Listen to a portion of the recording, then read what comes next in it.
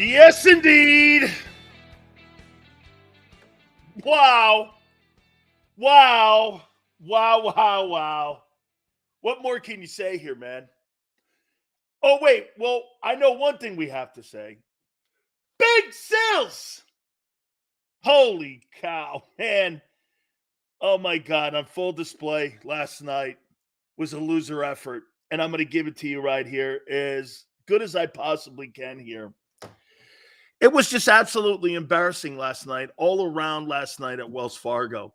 Between those Nick people coming down and swamping your Wells Fargo Center and making you look like assholes, it started there. It started there, and the will to win was not on display. Can I tell you who this guy, Joel Embiid, is, man? Honest to God, he puts up big numbers, but they're not winning numbers. We see that all the time. Look at A.J. Owens. Puts up big numbers. They're not winning numbers. Kirk Cousins puts up big numbers. They're not winning numbers. No one will ever confuse Joel Embiid on being Willis Reed. No one will ever do that. There's certain guys that are going to be leaders and take you across the finish line. A.J. Owens, big numbers. They're not winning numbers.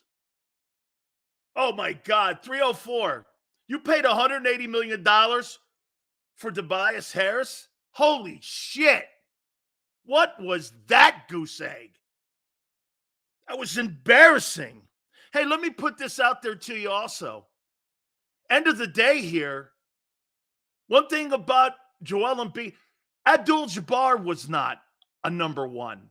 He didn't win a title in Milwaukee without Oscar. He didn't win a title in Los Angeles without Magic. What in the world would make you think that Joel Embiid could lead the Sixers to a title? The process? Get this. Look at AJ. AJ is like, or LJ's like, AJ's one of the top 3 players in his position.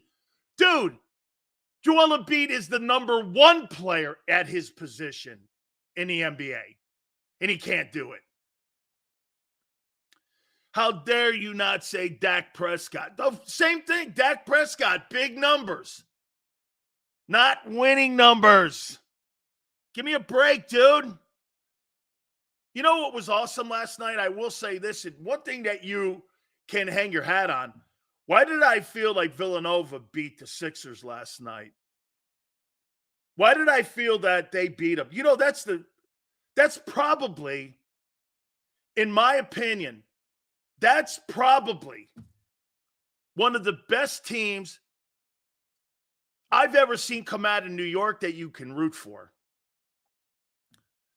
Jalen Brunson, a second-round draft choice. That whole team was put together. Hey, Worldwide West, I sent him a text. And I told him, I said, I can't believe it. I can't believe what I'm watching, dude. The whole entire organization for the Knicks is absolutely going crazy. And yes, Worldwide West came on my radio show all the time. I've known him for 35 years. And he's a Philly guy. He's best friends with one of my teammates at the University of Miami. Known Worldwide West a long time. He refuses to do interviews. Except he used to do me before he got to CAA. Could not believe what he was watching last night. Unbelievable, man. Joel Embiid, like I said, no one's going to ever confuse him with Willis Reed. And look at dumbass LJ. Already, man, we're 8 minutes in comparing Robert Horry to anybody. Robert Horry was at the back of the bus. Never drove the bus. I'm talking about bus drivers, guy. Bus drivers. That guy's in the back of the bus. I'm not talking about guys who go for the ride for the rings. I'm talking about bus drivers. Got him. Hey, congratulations. I'm so happy to thrill you today, AJ.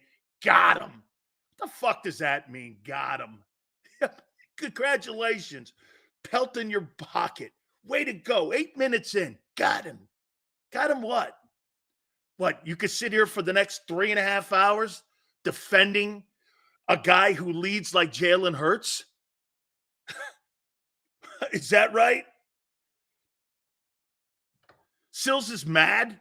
Yeah, look at this. Hey, Flexen, you should be mad. That owner wants you to pay for a brand new arena, and the centerpiece is a guy who can't get it done. And is a guy who sits there and bitches and moans about everything. He's the Kawhi Leonard of centers. Oh, my hamstring. Dude, this guy has menstrual cramps. I mean it. Take the skirt off, dude. Play some ball, man. Down the stretch when it matters. Win games. You know, the only center I've ever seen lead, he's not a one. He'll never be. The only guy I've ever seen at the 5 spot and at the pivot lead a team to an NBA championship is Olajuwon. Shaq couldn't. Jabbar couldn't. Robinson couldn't. Olajuwon did. Only guy I can think of that was a number one center. Well, Russell. Dude. Joel Embiid. You know, you go like this. And I hear people and I see people talking. He's the best. Again, shallow and hollow numbers. Hey, congratulations. When you get rid of Joel Embiid, you'll have a better basketball team and a better chance to win a championship. Guy's not a leader. He's not a leader. Hey, and to LJ's point, you're damn right. Kawhi doesn't really have to do anything. 65 ball games a year, collect his money. He's got his 2 rings. He don't need to do shit anymore. Kawhi Leonard's packed it in. His career's over. He don't care. He feels his legacy's set. That's why he doesn't give a shit whether he's on the floor or not. But see, that's why most NBA guys don't give a shit compared to NFL guys. You know why? Money's guaranteed. $250 million. They don't give a shit. They don't have to play 81 games. They play 6. You think it matters to Kawhi Leonard if he plays above 65 games so he could be on one of those all-NBA teams? Absolutely not. He doesn't give a shit about that. He cares about his extension, his money, and his legacy, which he thinks is already set, which is probably set. He's a Hall of Famer. He's a Hall of Famer. Why should he play anymore? He's not looking to extend his legacy. Why? I'll be richer than any of those other guys like Robert Horry. Shaq led Kobe and Wade to be champion. Stop it. Yeah, correct. That's why those 2 guys won titles without him. Sure. Right. That's like trying to tell me Steph Curry was led by KD. Sure. Yeah. Right. What happened in Orlando when he got swept by Olajuwon? Yeah, that was 0-4, dude. In case you're keeping score. Where was Shaq there without Kobe? Where was he? Swept by Hakeem. And he went for 26 and 12. I covered the team. Where was he in Orlando when he got swept and abused by Olajuwon? Oh, you think I don't know that? Oh, okay. Yeah, right. Hakeem did the dream fadeaway on him, and she was over. He wasn't a rookie. That's another lie. He was not a rookie when they went to the finals and got swept. That's not true. Okay? Didn't Shaq have 3 finals MVPs? Yeah, with Kobe. Kobe won a title with Paul Gasol. Paul Gasol. Shaq, he was nothing on that Wade team. The MVP of the finals in that Miami Heat series was Dwayne Wade, not Shaquille O'Neal.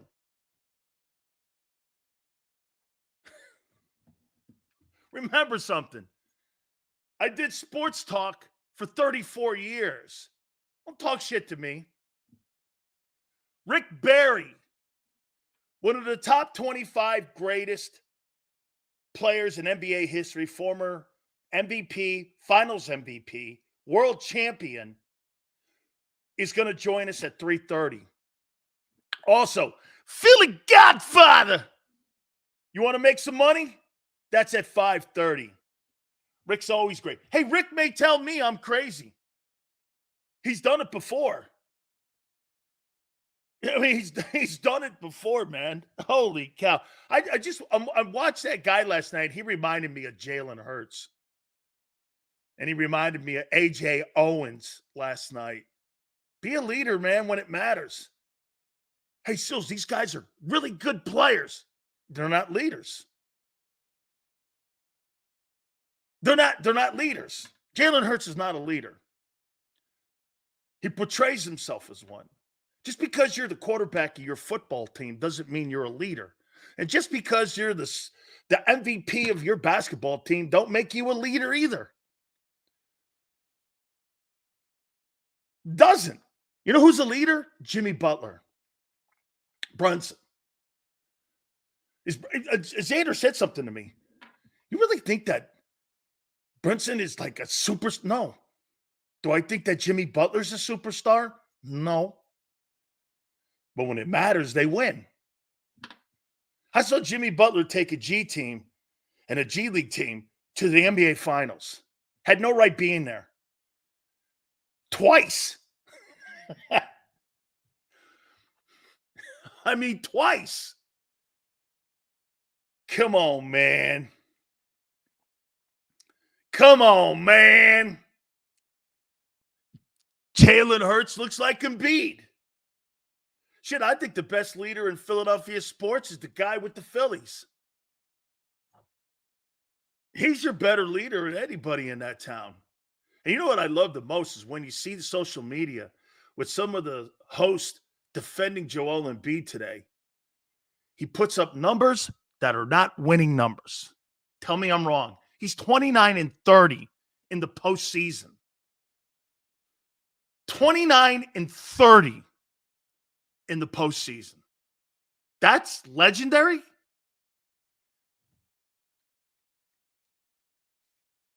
That's legendary. 29-30.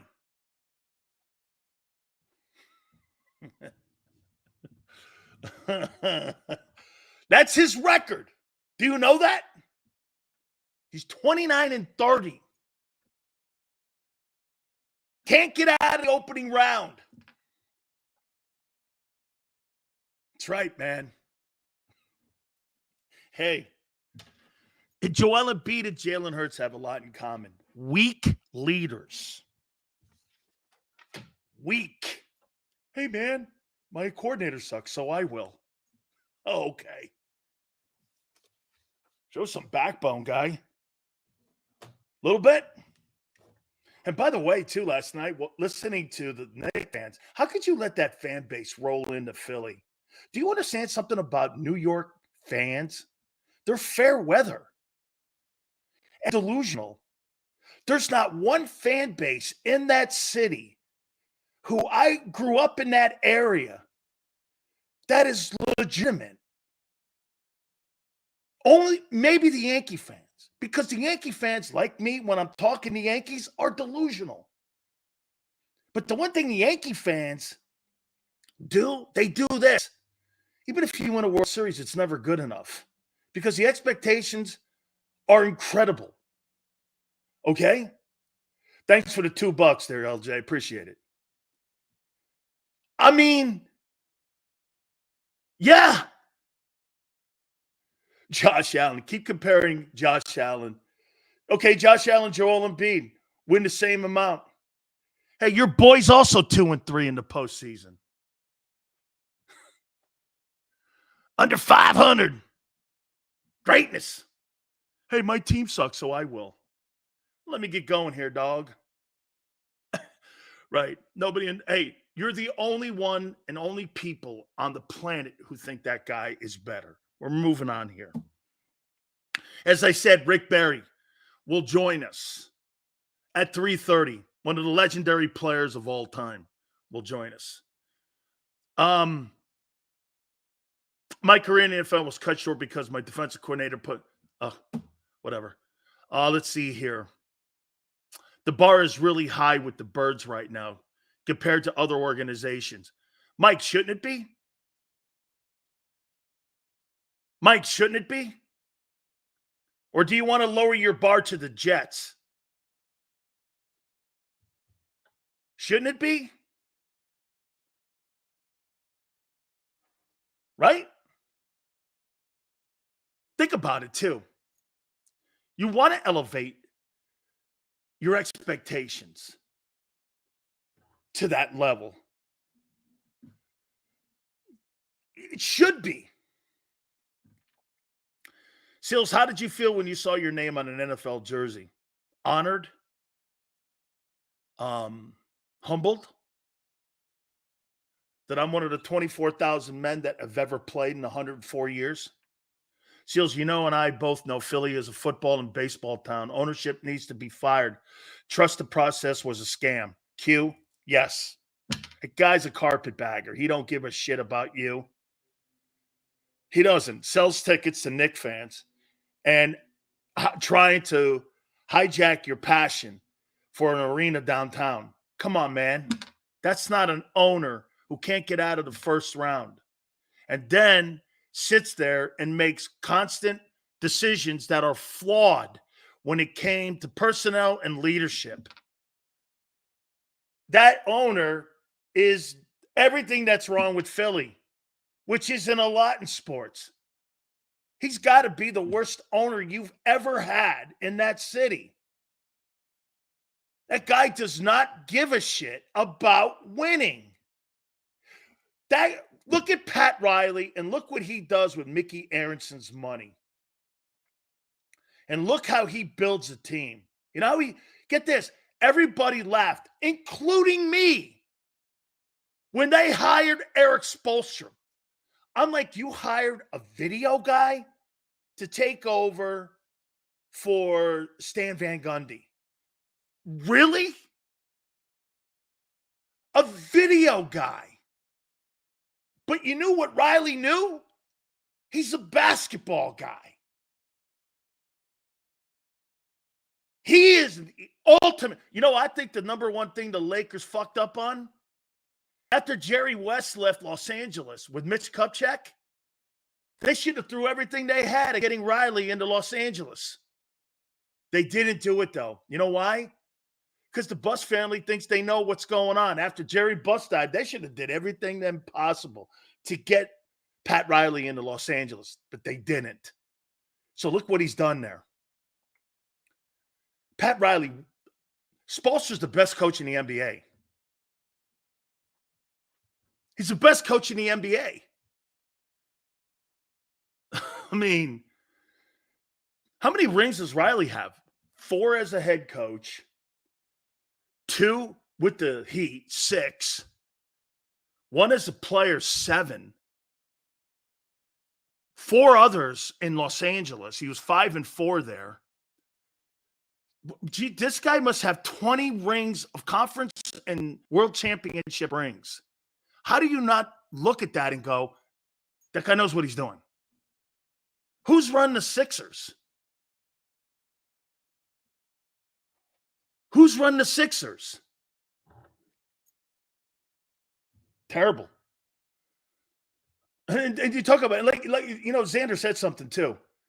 You know, one thing about Philly, I was talking about Northeast people. I'm like, you know, hey, can't really bullshit anybody. That guy's bullshitting you.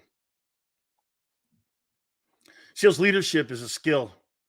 Yes, you can be born with it, but you can also develop it over time. Brady and Jordan got better over time. Bob, it's true. You're right. It can be harnessed and developed.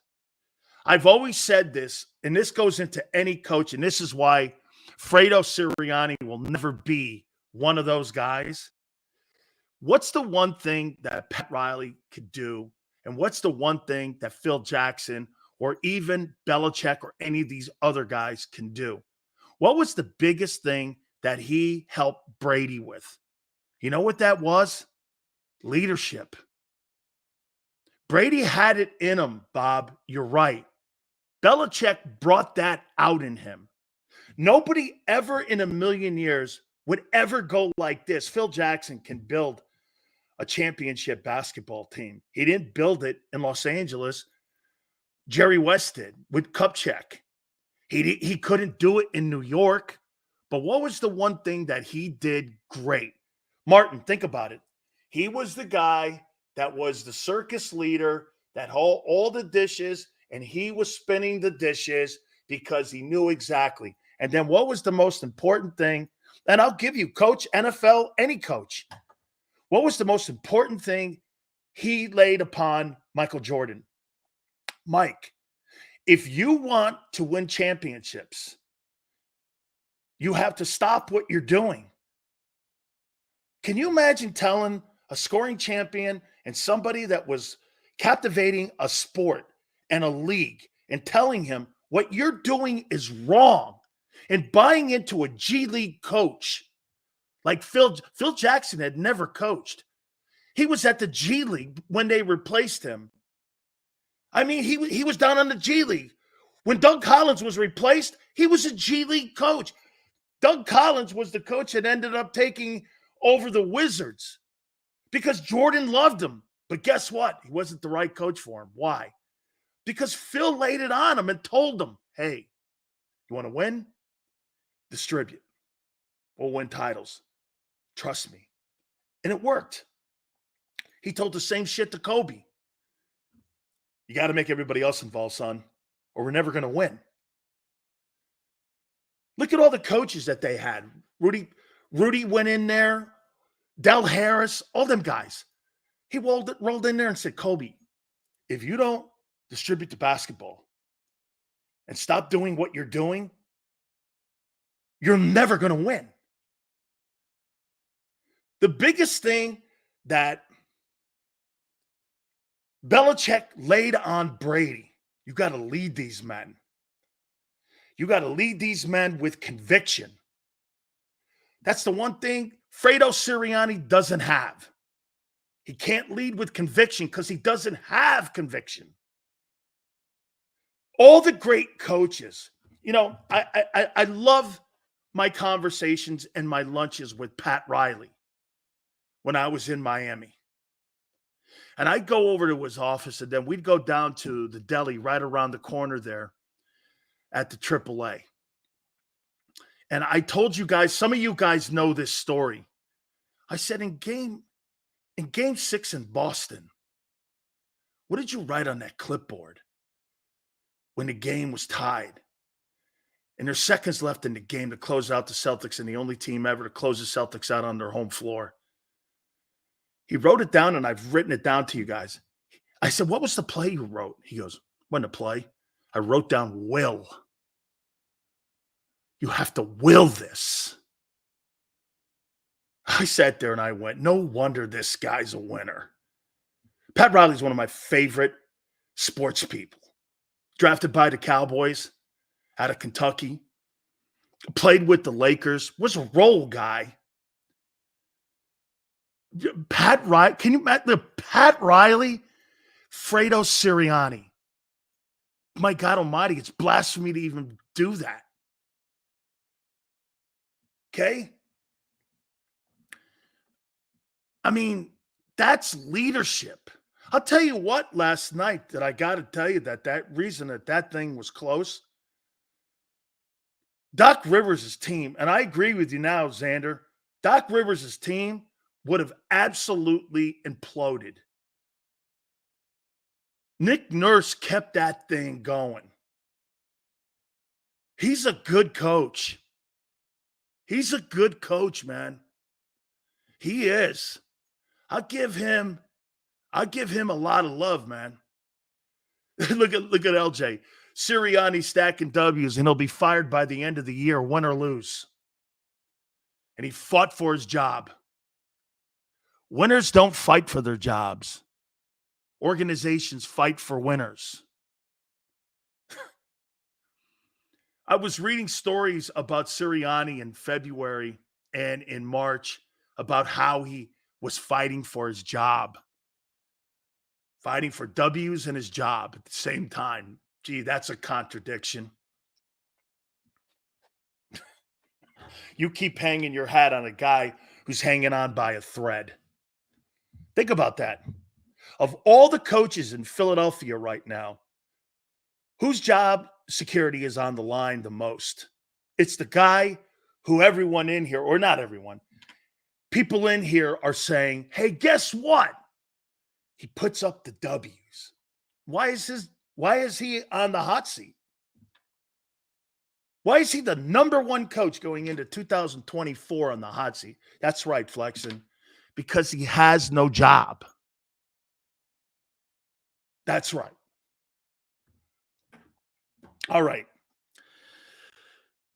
I did something here today, and this is post-draft. By the way, today, hey, I was hanging out a little bit with the Birds 365 guys in the chat room this morning. Yes, Andrew, that was Big Sills. Some people try to replicate Big Sills, but you can never duplicate Big Sills. It's all good.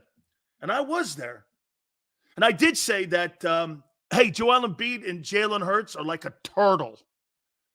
Leadership needed, they crawl in their shell.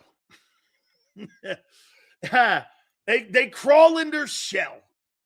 Absolutely. I know the way you type. I knew it was your dumb. Oh, Jesus. Yeah. Okay. Right? Okay. Sure. Yeah. Just like a turtle. Just like a turtle. Embiid and Hurts are like a turtle. Uh-oh. Leadership. Turtle Hurts. Joel and Turtle. Oh my God. Oh. I felt like I was watching a turtle last night. I did. Well, watching Embiid go into a shell, doing all that shit. So, hey, what I was doing was, I was like, I heard John say something about numbers. The numbers were handed out today to some of the rookie players. And numbers were handed out to guys who don't have numbers. Numbers are important. Not to media guys, because what would they know about numbers? I'll give you the significance of some of them. Let me just turn around and do this one. See this 63 for Leroy Selman? Back then, it wasn't fashionable to wear 90s. He wore 93 at Oklahoma. They didn't hand out 90s back in the 70s when he got his job. So he did the 6 instead. And I wore 93 because of him, because I met him when I was getting recruited by Oklahoma, and he was my idol, and that's the guy that I wanted to be like and play like, was that guy. Jerome Brown wore number 98. I told you this because of the highway that runs through Brooksville. And he upped it one because he wanted to change and make a new number because he was out of the state of Florida, and he wanted to do 99. A lot of guys do numbers, and those numbers are significant to people. So when you pick a number, it matters to you. That's why, you ever notice why guys pay big money for numbers? Because they matter to them. They matter to them. Big Sills, happy Friday. That's why the Flyers are the only back-to-back champions in Philly history, because they had will, grit, toughness, and not to lose. 34, one of the greatest, hardest, unbelievably iconic teams in American sports history are those Flyer teams. In my opinion, they changed the way the NHL looks today because they gooned you, and you were never going to beat them in their barn. And the NHL goes, man, we can't have that. And that's why really the Oilers and the Islanders took off after that, because they changed the game on them. They changed it. Okay? I mean, They changed it. Massive character on that team. Tremendous leadership on that team. Unreal. All right. So as I said, they're going through and having a camp this weekend. Rookies will be there. Be a first time that you get a chance to put them out there. It's a light workout. It's nothing that's going to determine or dictate anything as we move forward here on determining what the starting 22 are going to look like. However, it's going to get a chance to get people together, and you're going to start getting an idea of what you're going to be asked to do as you get into the mini camps, the mandatory camps, and then obviously into the July 27th training camp. Sills, Howie panicked and removed Asai. It is possible that a bad as things got, they might have been worse. Kelsey, Lane, Fletch, now great coaching, and they were Knicks guys. Were they lying? Well, here's the thing, Bob, on all that. My problem is with Jason Kelsey, Brandon Graham. I have a huge problem with those guys and Fletcher Cox. If you love those guys, if you love that coach so much, why'd you quit?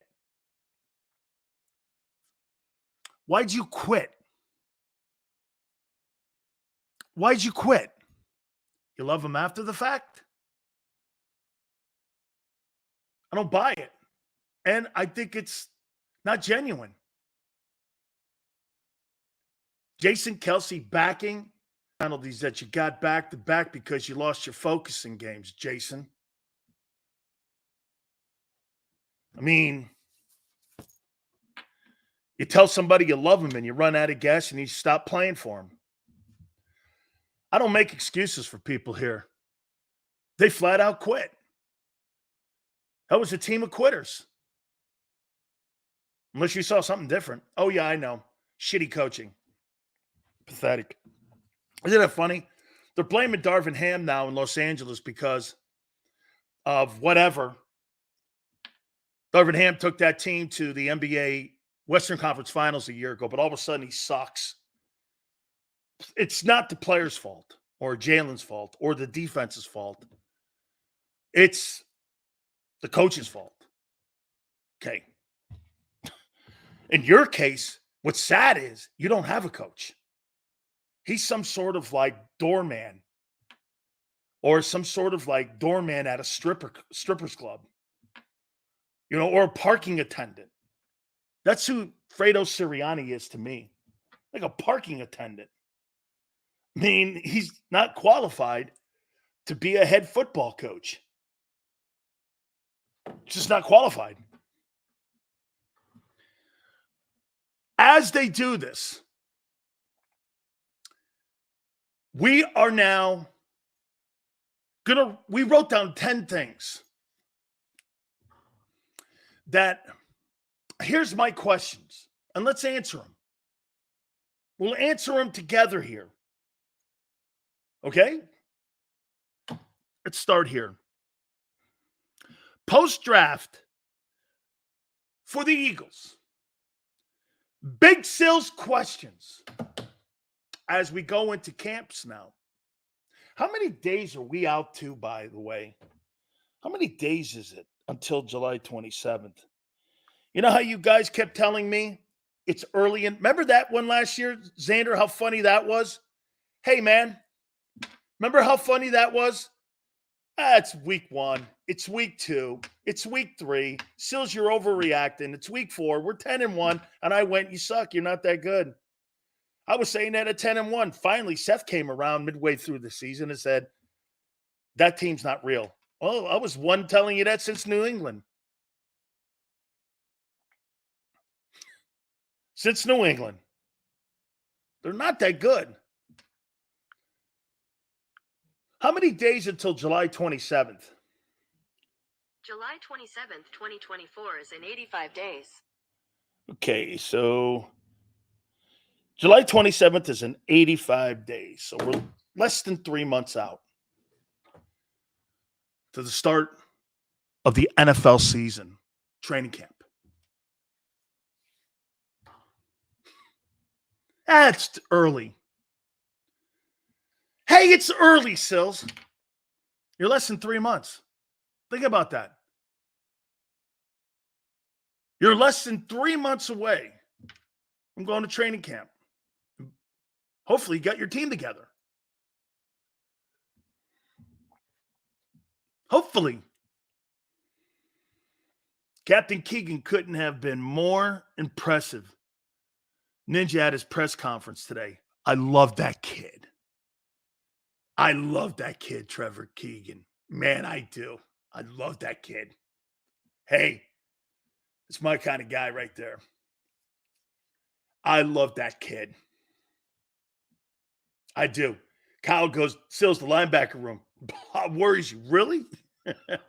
All right. William goes, Sills, tell us what training camp's like. No, I can't. William, I can't. It's different. It's not what it was. We did 3 days, 3-hour practices. The Eagles have a tea party, sit under a beach umbrella, drink Mai Tais, and then Nick calls camp, or they'll call practice an hour before, and they only go out there for 20 minutes. Get a good sweat up, get a good lather up, and they're back in their barn. They don't really work hard. They take their beach towels, and they go out to the NovaCare Center, then, put their little helmets on and run around and then get back into the locker room. It's not what it used to be. Now, again, I do think they do more work now, and it's more 24/7 and 12 months of the year than it was back in the day. So you really don't have any time off like you used to. Sills, what position do you think the Eagles make a trade for? I'm not sure. Okay? I'm not sure. Okay? I'm not. All right, here's my questions. Post-draft for Big Sills when it comes to the Eagles. Here's my questions. Who plays right guard? I think that was a problem last year. I think Cam Jurgens was okay. I don't think he was great. That position has not been replaced since Isaac Seumalo left for Pittsburgh. Who plays it? I don't think Steen's good enough to play it. I'm hoping Keegan gets the job. Or Becton. You hear what Phil Simms said about him yesterday? Man, I'm more – get this. That might be Howie Roseman's best move is getting Becton in there. If that kid is everything Phil Simms says he is, and I believe Phil, wow, I was floored on what Phil Simms said about him. He goes, Dan, this guy's the guy. And I'm telling you, with Jeff Stoutland, working with that guy, I think Howie Roseman got himself a gigantic winner. So you got Keegan and Becton playing right guard. I hope that's how that thing works out. I would love to see those two guys working at that position. Okay? Hey, by the way, that's great. Listen, guys, do me a favor. We did it really great yesterday. I asked you for 200 likes. We almost got it up to 250. Can we try it on a Friday for 300 likes? Please, I'd love to end the week on 300 likes. Thank you so much, man. Let's see if we can roll that there and see if we can get 300. We're at 40 right now. 300. We ended up going over 300, but I wanted during the live part. So let's see if we can get it during the live part. 300 likes today. Really helped the show out a lot. Thank you guys so much, man. You got my like, Mr. International. Thank you. You know what, too, Mr. International? Not only do we have your like, but we're privileged to have your attention. Thank you so much. Denny, thank you. I appreciate it. All right, guys. So, right guard position. Thank you very much, Escape. Appreciate it. Thank you, too, CJ. Keegan. Did Keegan get 70? What did he get? Did he get 77? I thought he got 79.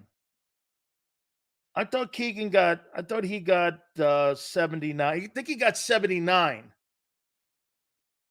I think he got number 79, if I'm not mistaken. Okay, I'll die for the birds. Thank you, my friend. I appreciate that. I think he got number 79. I like that. Hey, Becton and Keegan patrolling the right guard position. I'd like to see those two guys. Look at Eagle fan. Hey, Sills, I left a like for now. Let me see how the show goes. Yeah. Sills, the competition is Keegan versus Juergens. No, Juergens is the center, man. Juergens is going to start at center. The backup's going to be Hennessy, the guy they got from Atlanta backing him up, and the kid they got from NC State are going to be the backup for center, and that guy may be the third right guard. That's how I see that thing working out. Okay? Thank you, Prince. Prince, it's awesome. See, Prince is a dickhead too to me, but I love him. Along with LJ. Some of you probably think it's not true. It's like Shaq and Barkley. You know what I'm saying, LJ? It's like Shaq and Barkley. I don't hate the guy at all. What would I do without him? I gave a dislike just to be different. Okay. Juergens is center. I think McMahon will be center too. I think that guy Hennessy's probably going to be more. Well, you're not as funny as Barkley. Sorry, dude. No, you're not. You're not. You're more like Kenny Smith. You're more like Kenny. Think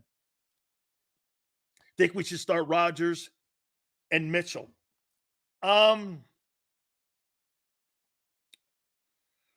Let's see what Rodgers looks like.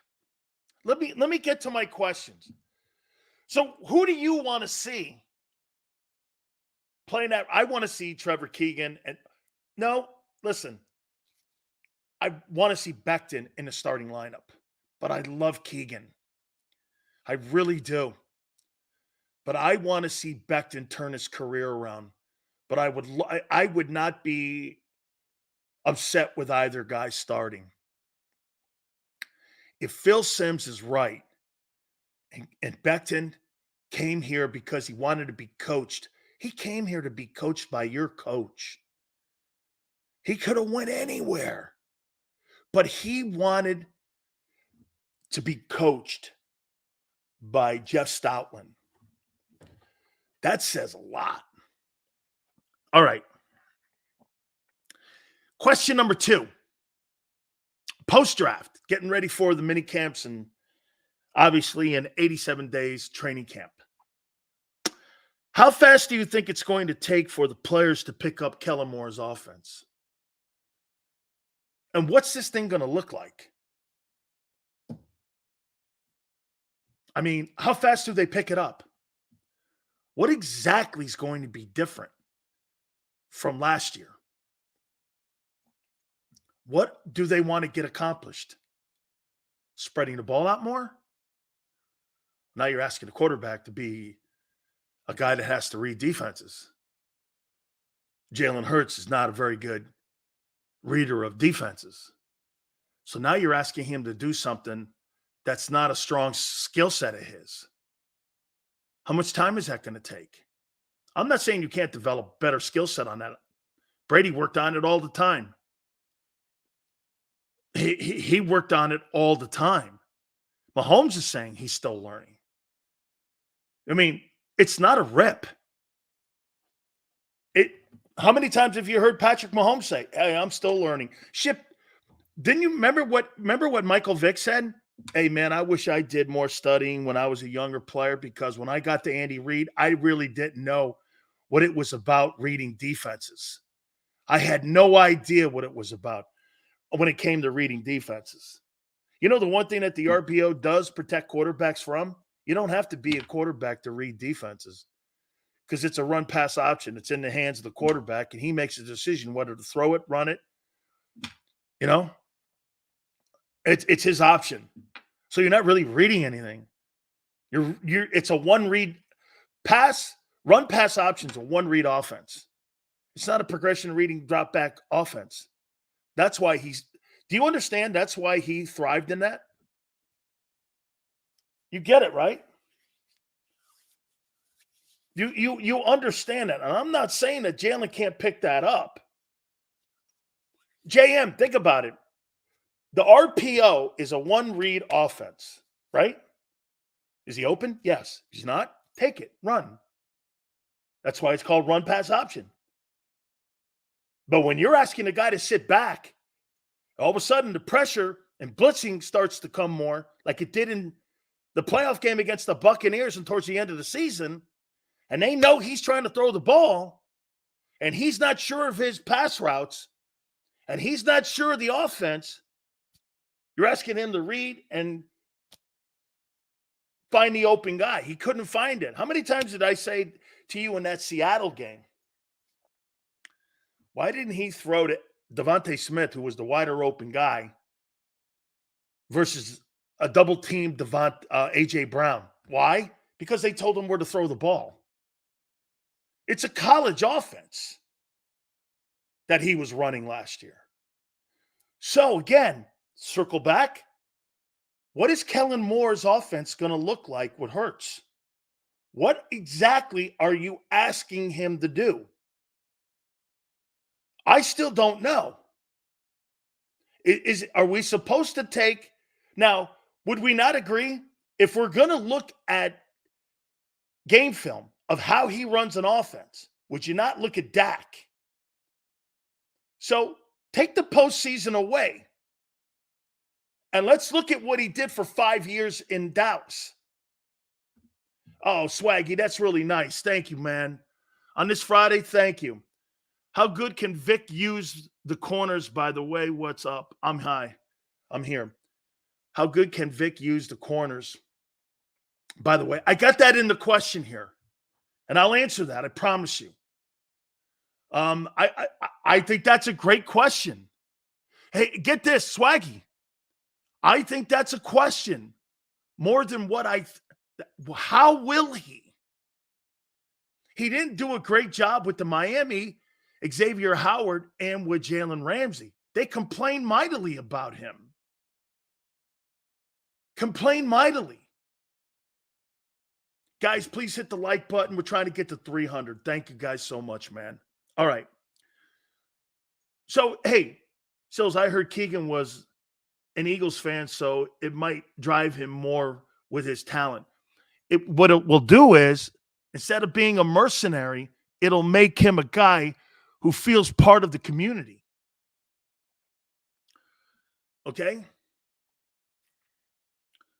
Let's see here. How good can Vic use the corners? By the way, what's up? I'm here. How you doing? Okay.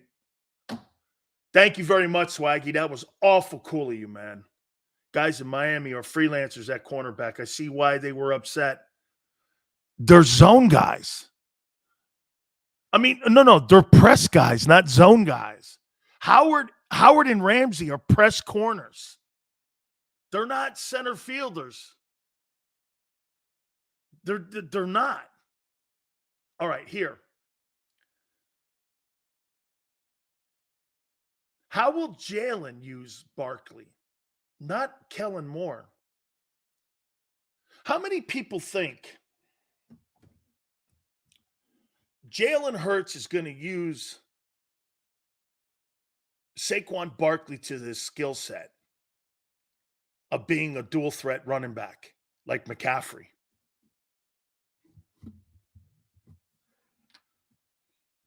How many people believe that?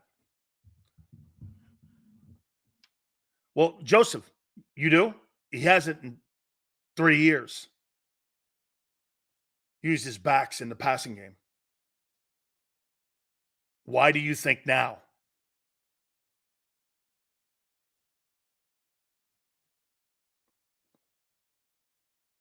I mean, why do you think now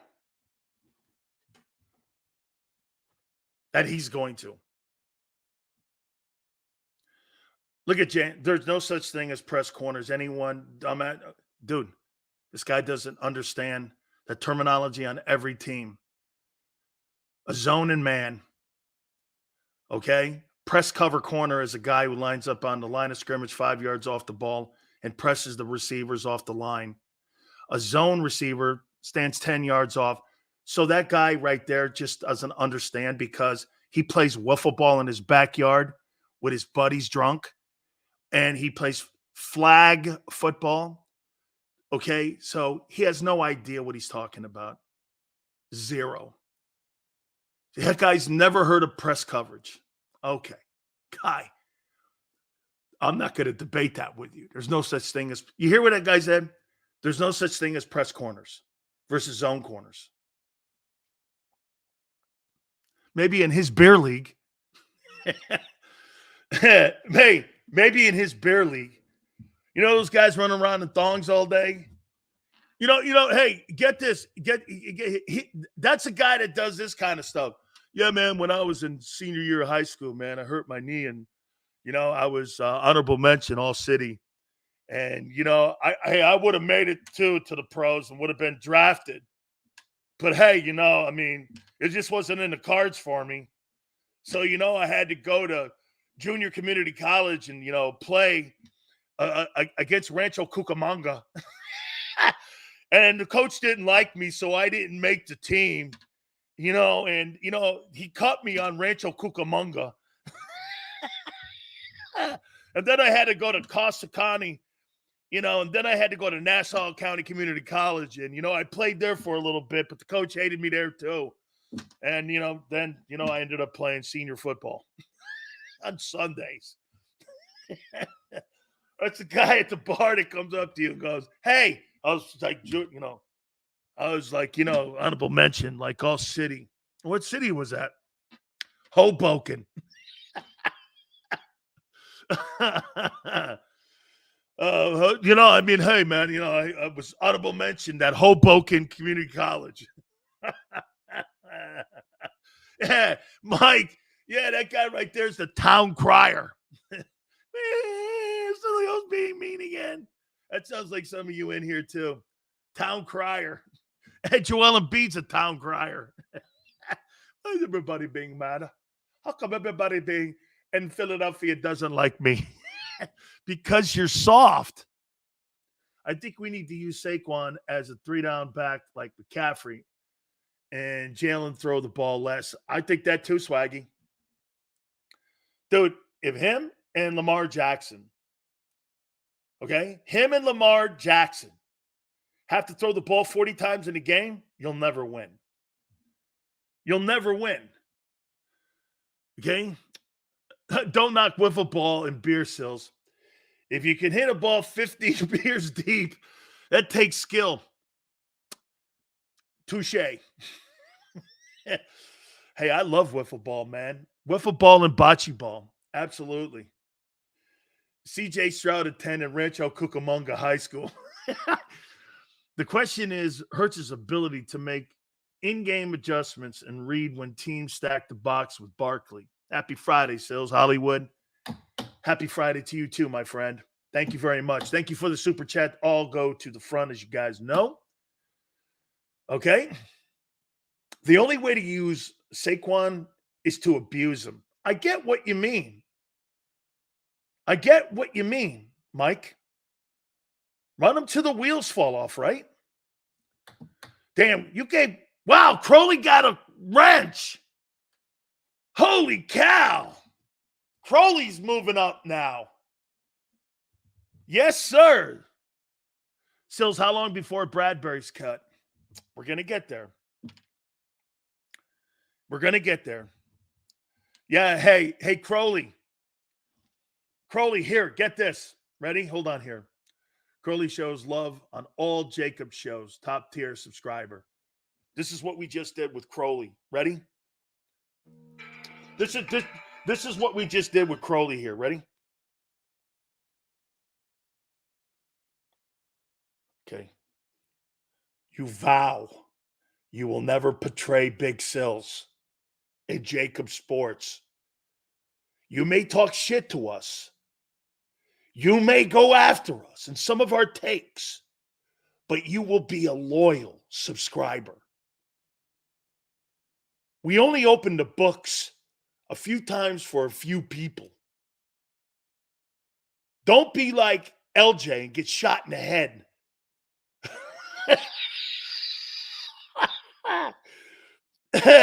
Don't be like LJ. Oh, no.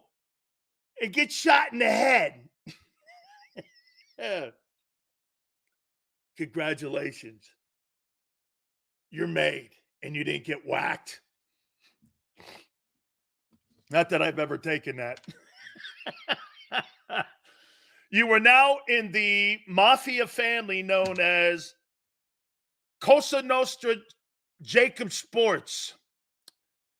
This is a family next to the Profaci family, the Scarfo family, the Gambino family. You are now in the JAKIB Sports Big Sills mafia family. Take your vow. Right. Right? Don't get whacked. Grab the coffee pot. Go. I'm kidding. Put it down. What are you, nuts? The Bonanno family. You know what the problem with the Bonanno family, Mr. International? They moved to Arizona. That's truth. That's truth. They moved to Arizona. Here we go. All right. Next. How about, I think this is a good thing to have here. Okay? This is a good thing to have. Swaggy's on the wretch list after that savage super chat. Hey, holy cow. The guys downtown are opening up the books today, it looks like.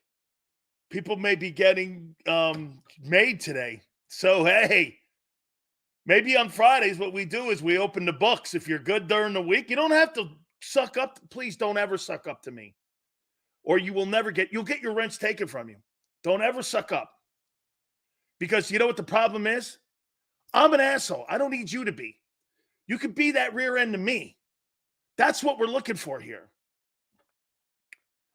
Okay? What are you doing letting... you know what we're doing nowadays, Q? We're opening up the books to everyone. You just don't have to be a complete 100% paisan. We're kind of opening it up because I look at Philly and I go like this. Well, the brothers are related to Italians. The Irish guys came in, and the mix came in with the Italians on the boat when we saw like the statue and stuff. We were in the same place, Ellis Island. Brothers and mix and Italians, we're all kind of the same. We're all related. That's how I look at it. I'm not kidding. I do. Hey, if you're an immigrant, dude, this is what I tell you all the time. You know that stuff that happened like in 1860s in America? That shit had nothing to do with me. My family's from Italy. I have nothing to do with you. I have nothing. Oh, okay. Whitey Bulger, you're dropping, JM? Holy cow, he's a Boston guy. Go sit on Mark Holmes's ranch. Oh, LJ. Don't worry about it, princess. You're working on it. You kidding me, honey? You're one of my favorites. You're not quite a captain, but you're a soldier. Yeah. Some guys are made to be soldiers, and some guys are made to be captains. Who do you think you are? How you doing? All right. This is a good problem to have. Okay? Where will Cooper DeJean play? Where will he play? How about this one? Think of where you can get him on the field quicker. Safety or corner? Howie said he's not a safety. What would Howie know about safeties and corners? Senor, how would Howie know that? When's he drafted one? How would he know that? Let Vic handle that. How would he know that? He's an analytics guy. He's not a personnel guy. How would he know that? I personally don't think he's a corner. I think he's a safety. And Senor goes, Sills, he read it in his CPA book. Watch out, Senor. Okay? Watch out there, man. What? You call him a CPA? Did you really? Watch out, man. You get a harshly worded letter from the Eagles calling you anti-Semitic. You'll get a harshly worded word. So watch out there, guy. A harshly worded letter. So be careful there, my friend. Be careful. Let's see here, making out. Yep, all right, good. Let's see here. Facts, Big Sills. Play the clip of AJ crying again. Slot corner would be the fastest position for Cooper. That's what I'm trying to do. Get him on the field, man. Get him on the field. Right. Get him on the field. I say you got to play him at safety, or you kind of like, hey, you know what I want him to do? I want him to beat Gardner Johnson out by the end of the year. That's my goal for Cooper DeJean. I don't want Gardner Johnson on my team. I don't. I think he's a malcontent. And I don't forgive him for what he said last year. He's a bullshit artist. He took a shit all over you guys. Hey, I'm sorry, man. I'm really glad to be back now. And, he took a shit on the Lions fans out the door, too. He's not genuine. He's a shit talker that wears his welcome out. So let me get this right. How many years? Hey, how many years has that guy been in the league? How many years has Gardner Johnson been in the league? Curious. How many years has he been in the league? I'm just curious. He's been in the league 6 or 7 years. 6 or 7 years, and he's been traded. Saints,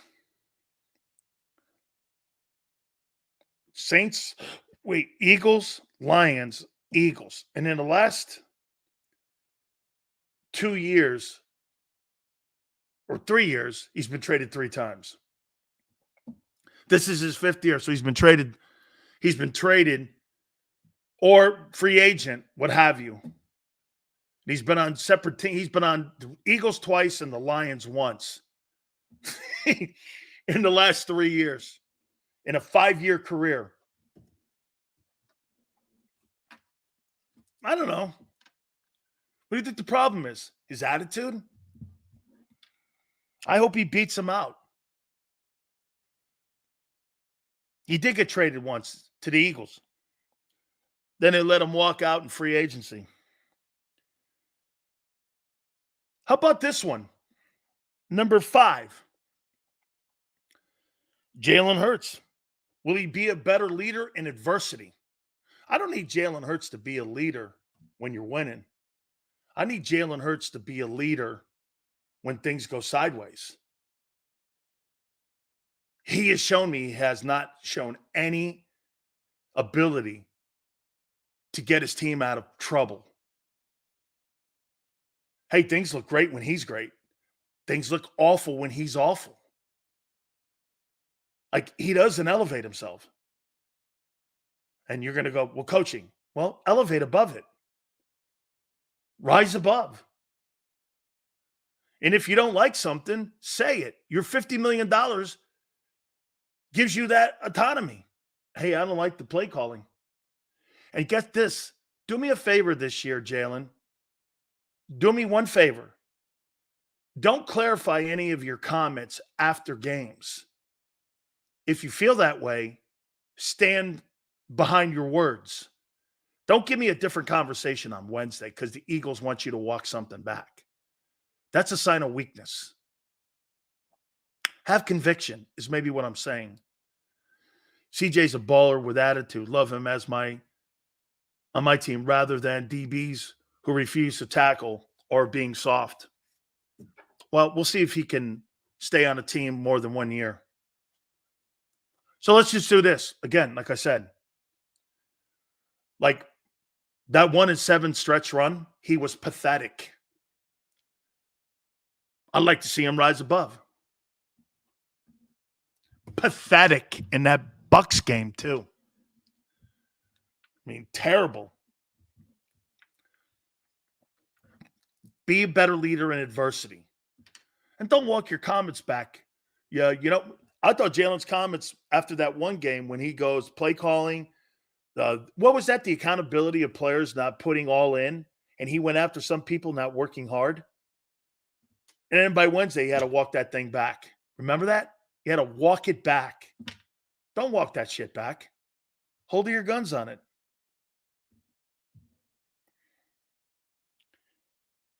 Number 6. What happens to Bradbury? What are they going to do with him? Are you going to eat the cap? Or are you going to keep him and keep him for depth? And with Vic back, do you put him back in his normal role? Does he go back to 22? Because Vic's the coach? Or do you cut him? What do you do with Bradbury? That's me. I cut him. And I'll eat the cap. I'll cut him. I would cut him. Cut ties. Move on. Do we think Lurie meant he wants Hurts to have conviction and take control of the reins? It was kind of vague. We will see. Q, yeah. I don't want any vagueness. Tell the guy, hey, show conviction out there.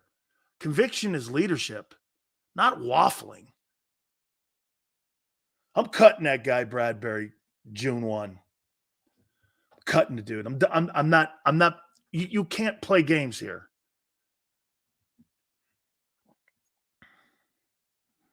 Number 7. Do you have enough depth at DT? You think the Eagles have enough depth at defensive tackle? I don't. I think they got to get more depth in there.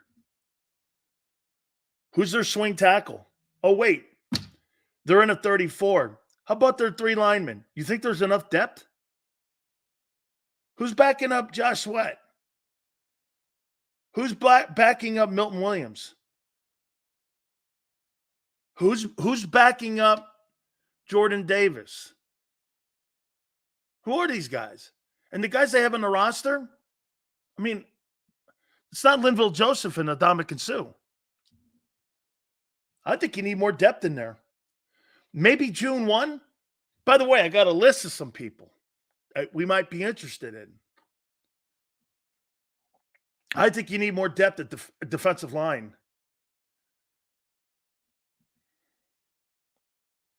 What's number 8? What's the relationship between Kellen Moore and Fredo Sirianni going to be? What do you think that's going to look like if things go sour? Is Nick going to want to save his job? Let me ask you something here. You think Nick Sirianni is going to sit back if Kellen Moore is absolutely a train wreck and Jalen Hurts got 5 or 6 turnovers in the first 4 games? And he's going to sit there and he's going to just allow the ship to go down and have him take him down with no control of your own career? How many people in their right mind would allow someone else to get you fired?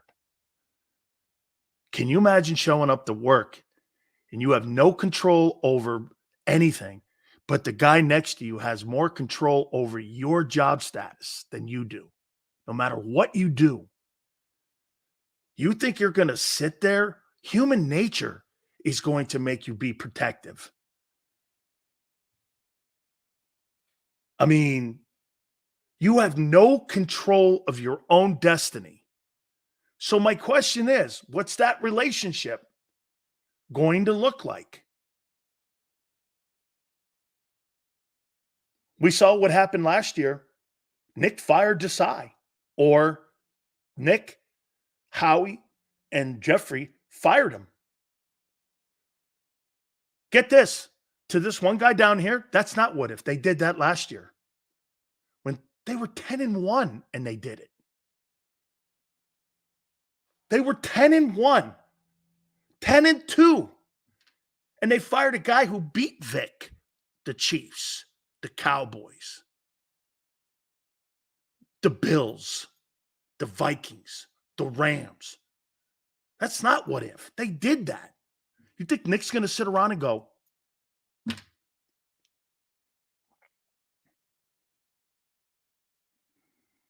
interesting. Number 9, maybe the most important. About time, huh, Barb? Tired of 10-1? Kind of looks stupid now, doesn't it, Barb? Remember all those people all day long putting 10-1 up on my board, 9-1, 8-1, 8-0, 7-0, 9-0, calling me an asshole because remember that? I was like, they keep putting it up there. Don't mean shit. Never did. Will Vic Fangio and his 34 fix the Eagle defense? Do you not think that's probably the biggest question we can have in the offseason here?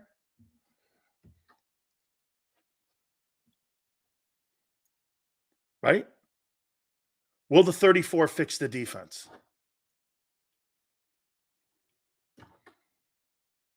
Will it? Please, guys, hit the like button here. And finally, number 10. Help me out here.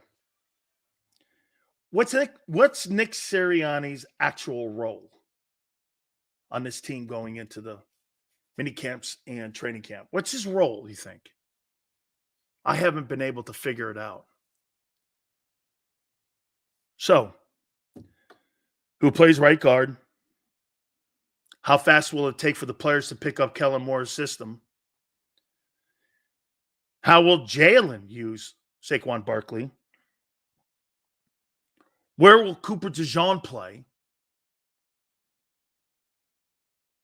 Hurts being a better leader in adversity. What happens to Bradbury June 1? Do the Eagles have enough depth at DT? I don't think so. The relationship between Kellen Moore and Fredo. Will Vic's 34 fix the Eagle defense?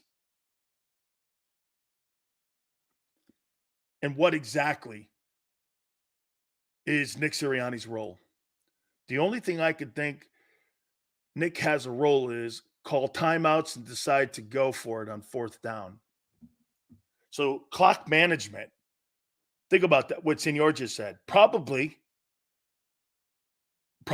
Senor, 2 minutes to the half, 2 minutes to the end of the game, and dealing with the timeouts. Shit. That means this. That guy's in control of part of the 2 biggest parts of the game. Going into half and end a ball game. No matter what Kellen Moore does, they can still screw it up.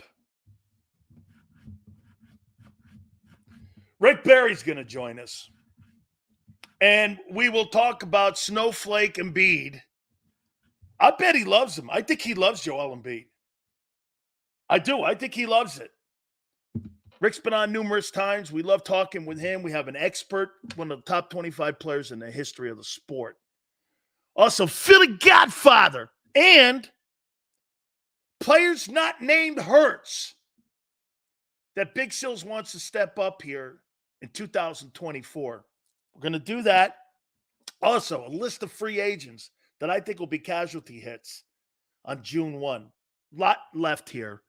Rick Barry's going to join us. Hit the like button. Keep it here.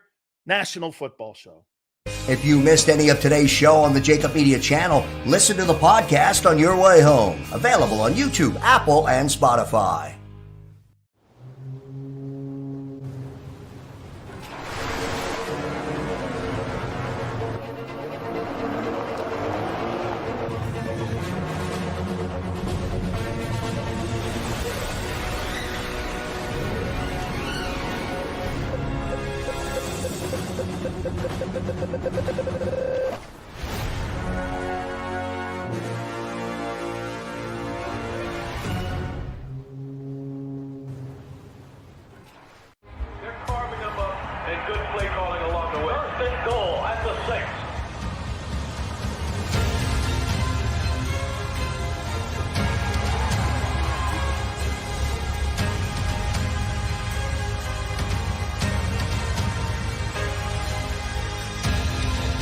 Field of life, First Trust Bank is there for you.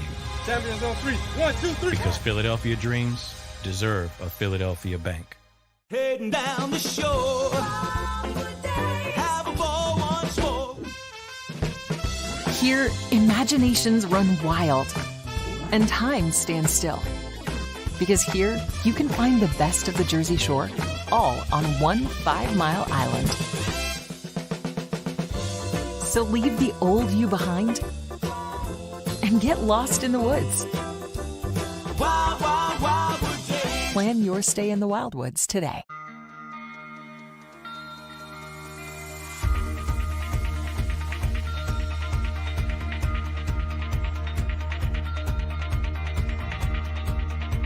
Hi, I'm Jim Muehlbronner, Managing Partner at Del Val Insurance Group.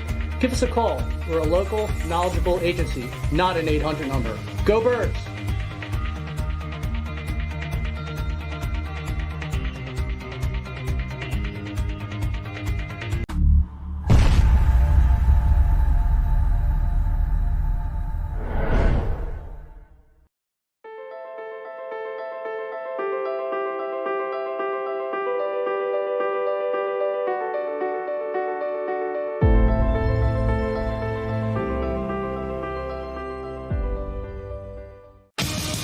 The greatest fans on earth. It's a bold statement, but would you expect anything less from Philadelphia? 58 years of heartache creates a toughness, a grit, a resolve not found in most. Sure, our prayers were answered, but now that we've had a taste, we're looking for more. Pondley Hockey, official partner of the Philadelphia Eagles. EAGLES, Eagles.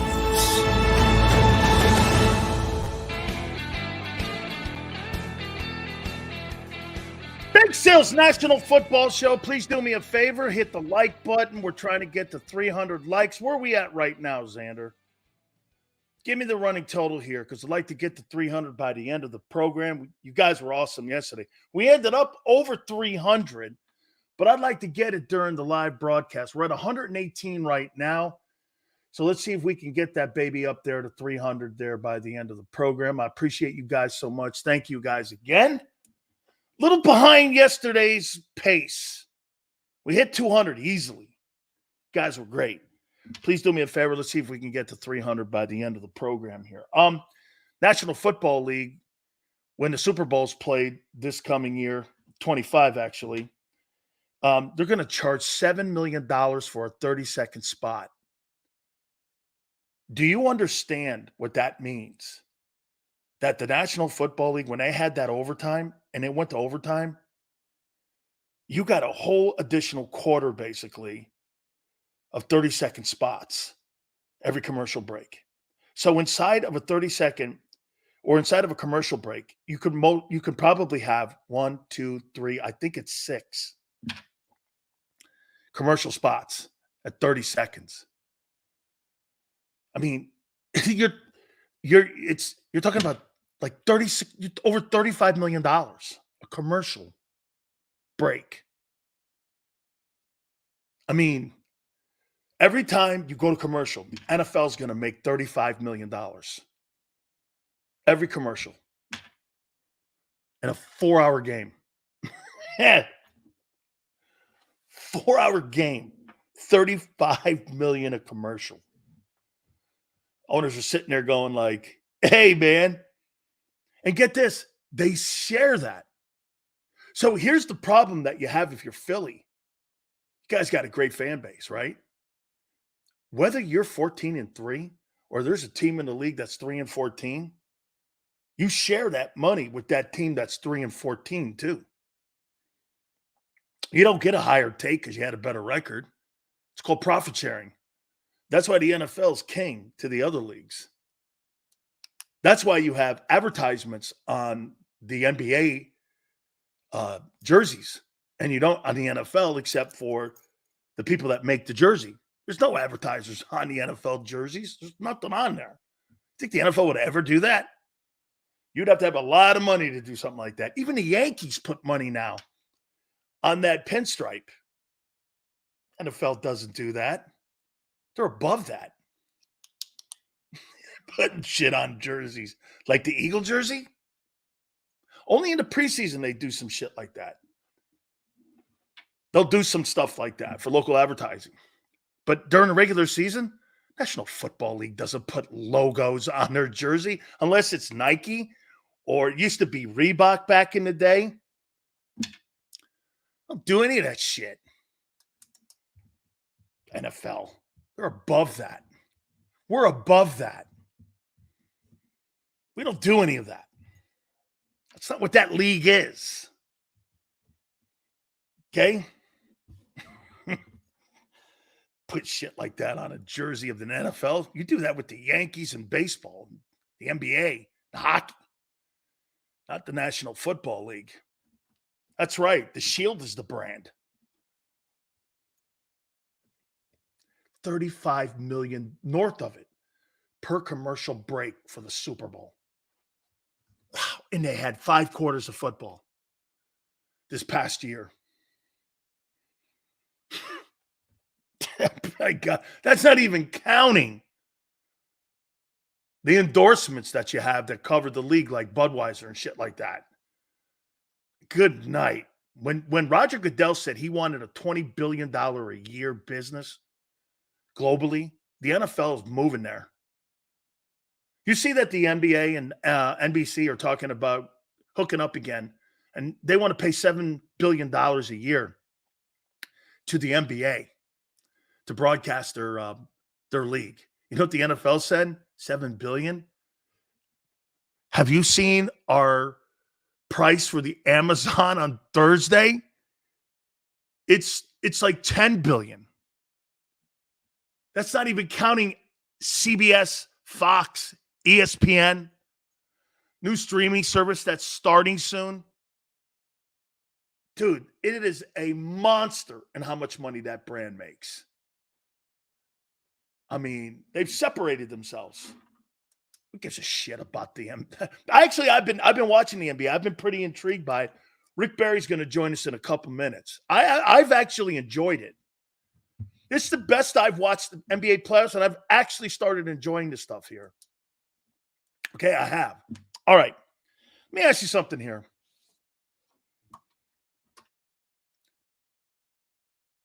Do you believe the Philadelphia Eagles have the best wide receiving core in the league?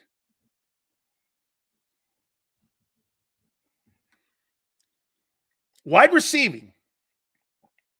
No running back, no tight end.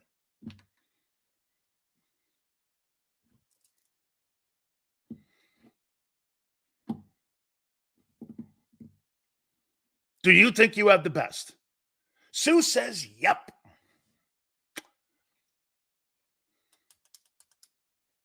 Oh, no shit.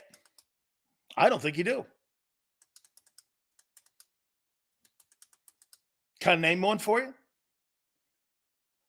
Well, you've got A.J. Brown, 106 catches, 1456, 13 yards a catch, and 7 touchdowns. Devontae, great year, 81. 1,066 in 16 games, 13-2, 7 touchdowns. Devontae Parker, 13 games, 33 catches, 394, 11 yards a catch. Not bad, actually. No touchdowns. The Dolphins have a better one than you.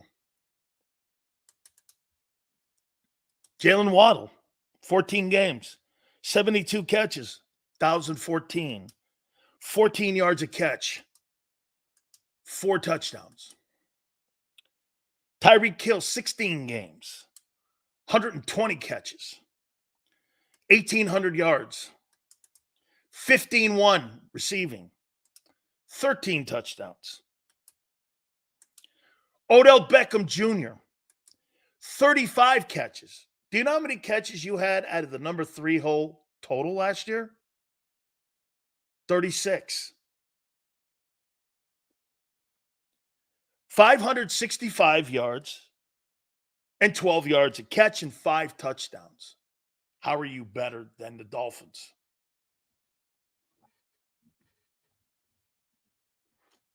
How are you better? Odell Beckham's not being asked to be receiver 1 or 2. He's the 3rd dude. And who do you have in your secondary to cover him as your 3rd dude? Bradbury? No, he's got to cover Waddle.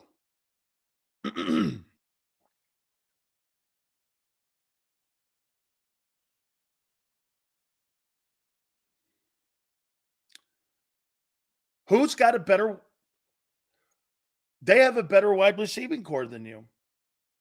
No. Look at what low-hanging forehead and thinking people are saying. Didn't we beat them? Your team beat them. I'm asking you a specific question here. Who's got a better wide receiving core? Not who has a better team. Who has a better wide receiving core? You know, I did this yesterday to Luther Campbell because I asked him flat out how many wins and does he think Deion Sanders will have over a 500 record? You know what he said to me? Are you looking to get noticed? I said, no, I'm asking a simple question. Don't make it complicated. This is a simple question. Do you really believe you have a better wide receiving core? When the numbers don't say that.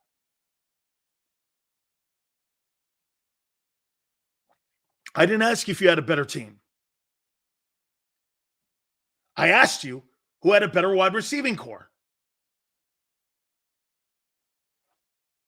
I mean, simple. For some, it's a simple question.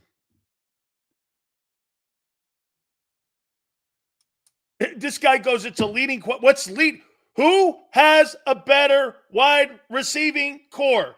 Dolphins, Eagles. It's not leading. Answer it. Dolphins, Eagles. Very simple. This is a simple question. Why are you making it difficult? How in the world do you think Devontae Parker in the 3 hole is better than Odell Beckham Jr.? When even on production, he outproduced your entire wide receiver 3 position. This is about the group. I'm not asking you who's a better wideout even. Who has the better wide receivers? Look at that, Niner all day. They don't want to answer the question because they know the truth. Get this. Odell is washed. Well, at least he did something. Stats speaking. I see. What you've got to do is change your answer. You can't answer it directly. MG2 goes the Eagles and Devontae and A.J. Brown. Tyreek Hill outperformed A.J. Brown. And Jalen Waddle played in 3 less games, 14, and had the same season as Devontae Smith. Odell Beckham was used 2, 3, 1, 2, and 3 because Flowers turned out to be the number 1 guy in Baltimore last year.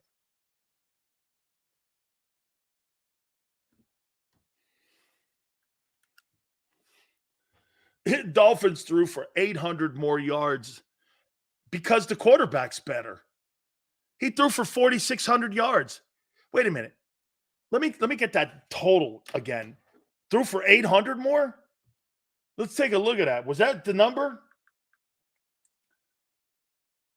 Was that really the number? Let me see here.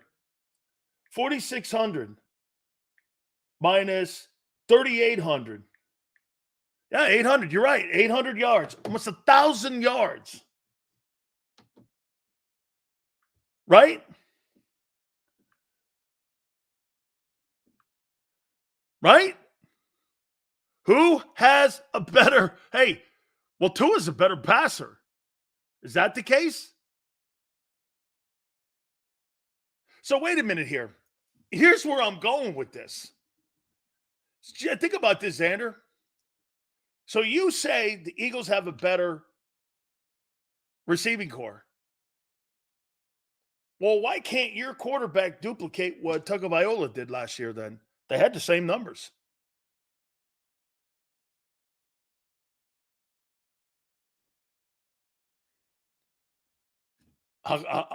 It's pretty even. How come Tua looks different at 46, almost 4,700 passing yards? And yet they're pretty close. 1,500 yards, 1,799, 1066, 1014. How come? Prince goes OC. Oh, it's OC. OC got him paid. We're efforting our friend Rick Barry here. Hopefully we're able to connect with him here in a second here. And let me just send him a text here.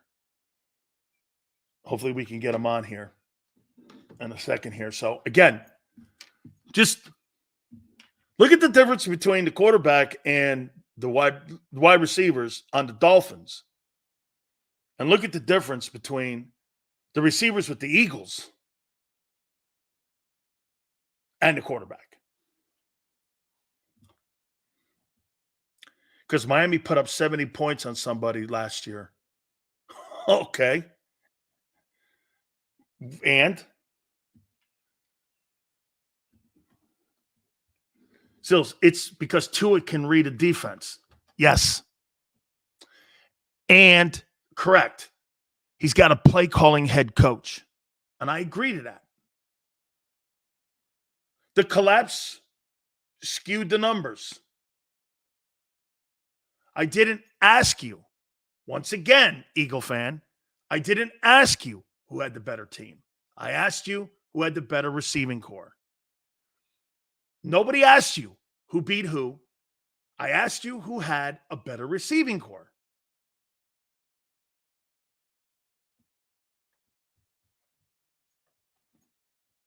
I'm better than Hurts at throwing. I can throw a ball over a mountain. All right. You know what? I got to tell you guys this. I think the last couple times that Rick Barry's been on the program, he's been a fan of Joel Embiid. And before I bring Rick on, I'll tell you one thing I love about my friend. Rick will tell me you're out of your mind. He has no problem saying that, especially with dumb take people today. And this is what I say. How in the world would you ever think Joel Embiid could lead you to a championship when Jabbar couldn't?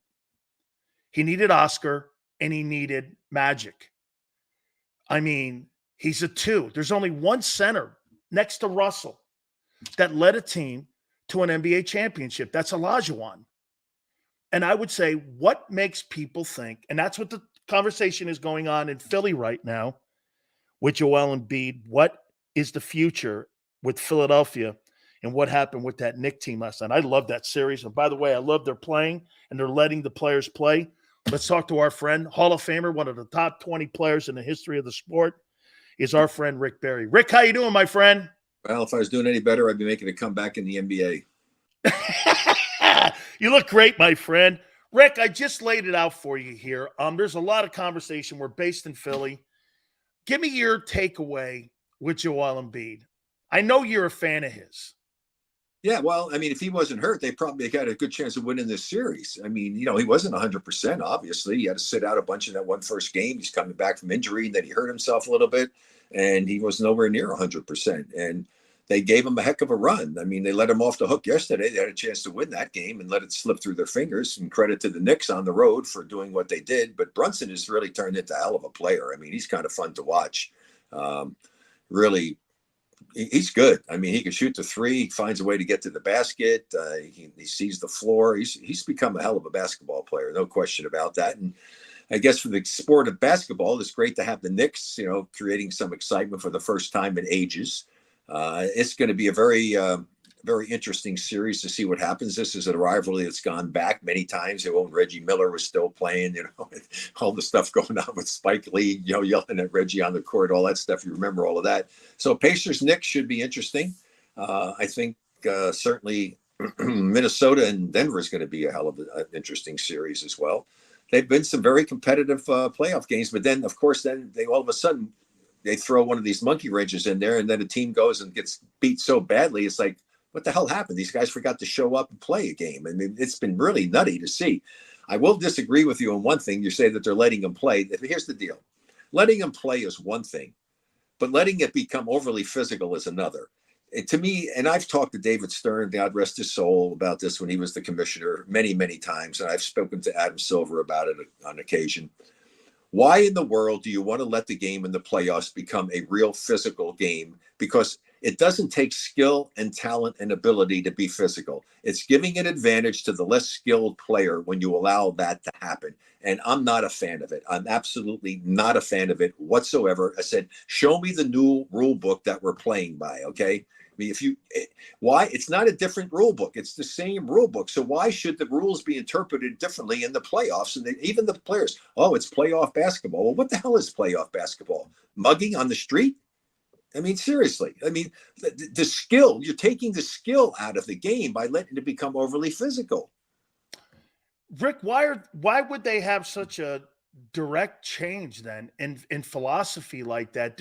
Is it that the league is looking at too many ticky-tack fouls before, and they just don't like that the fans have not tuned into it? Because now the ratings are going up, Rick. I mean, the ratings, people are watching this stuff now.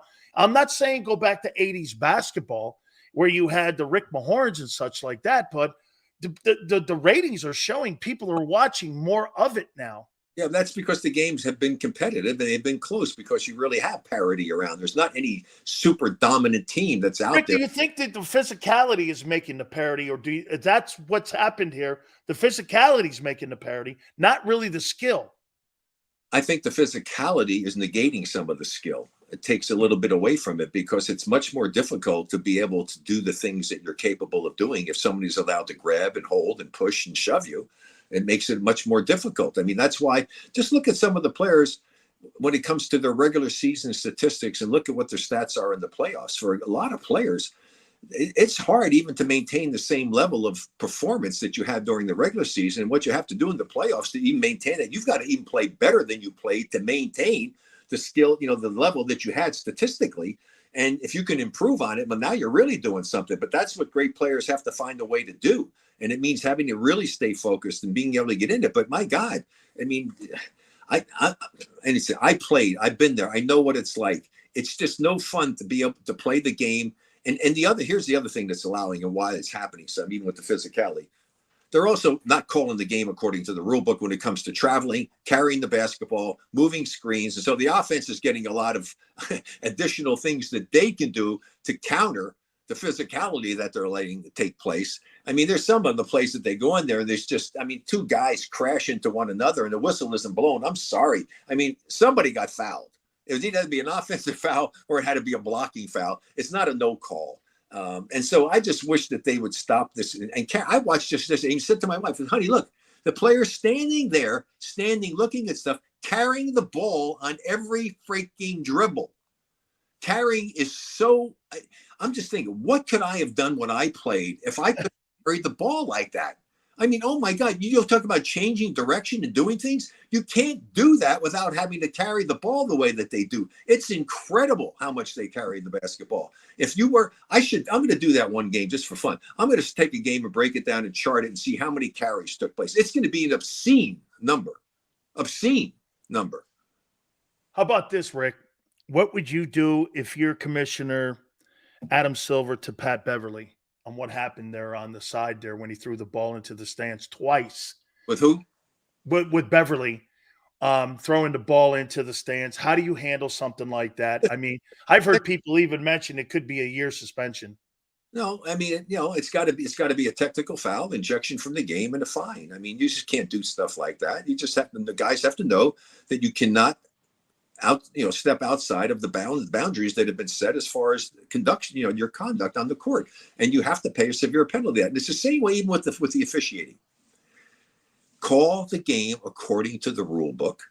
The players will adjust, and all you ask, as a player, all I ask, if you're going to call a foul on me for doing a certain thing at the beginning of the game, call it the same way for the rest of the game.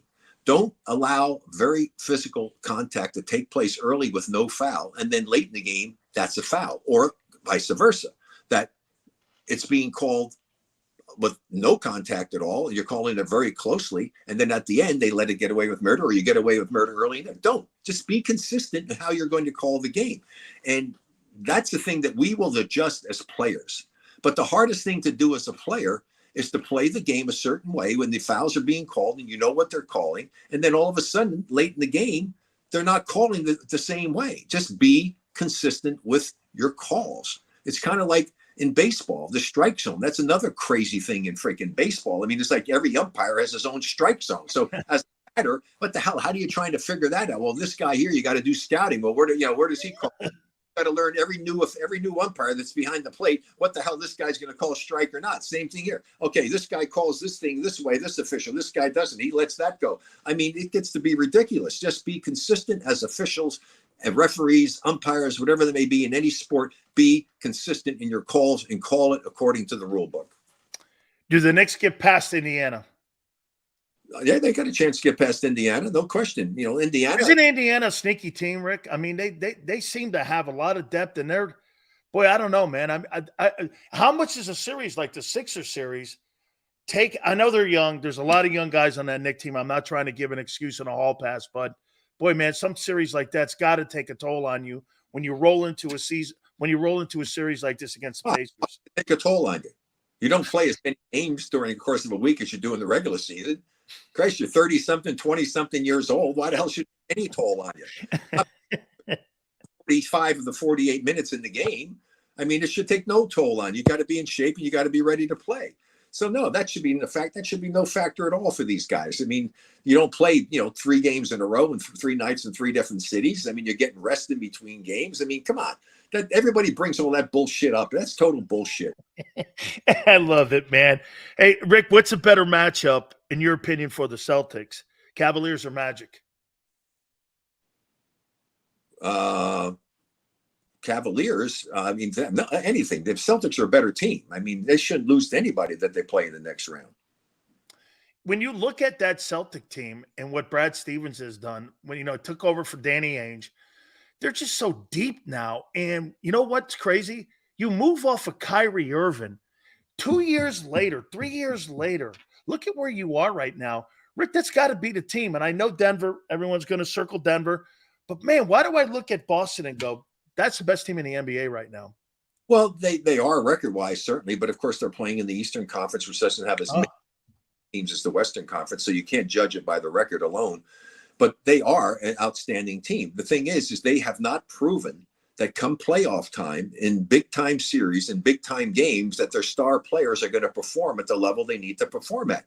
The biggest problem for both Brown and Jalen, for Brown and for I'm going to draw a blank on his name right now, for Tatum. Yeah, Jason Tatum. Both of those guys have a tendency to force things.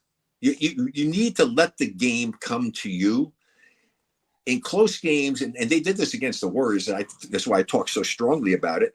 They had a lot of turnovers in critical situations. They're trying to make things happen that aren't necessarily there. I don't necessarily feel how well they complement one another as far as creating things for each other. I just think that they have yet to prove that they can play at the level they need to play to win a championship. Now, do they have the ability to do that? Hell yes, they do. They're incredibly talented, but they haven't shown that they can do it when it has to be done. And I'm looking forward to seeing how that responds. Now, what's a positive is they've got a lot of other guys stepping up and doing some really good things. I think, if they get Porzingis back and he's, gets healthy again and he's ready to play, that's another factor for them. They got some size, a guy that can go out and shoot the 3-point shot. They've got the 3-point shooters, and a lot of the other players on their team are starting to play at a higher level. And so you're right. The depth is really important for them. They can go to their bench and their bench can be outstanding for them, but I'm still waiting to see what Tatum and Brown do in the next series coming up and moving forward. When you look at Clippers and Mavs, I'll tell you something about that Kyrie Irving, Rick. Man, at times I watch him. The guy's a magician. I mean, the way he moves under the basket, the way he moves with the ball, his shooting ability, and then all of a sudden sometimes he evaporates into Casper the Ghost. But sometimes when you watch him, he's so electric.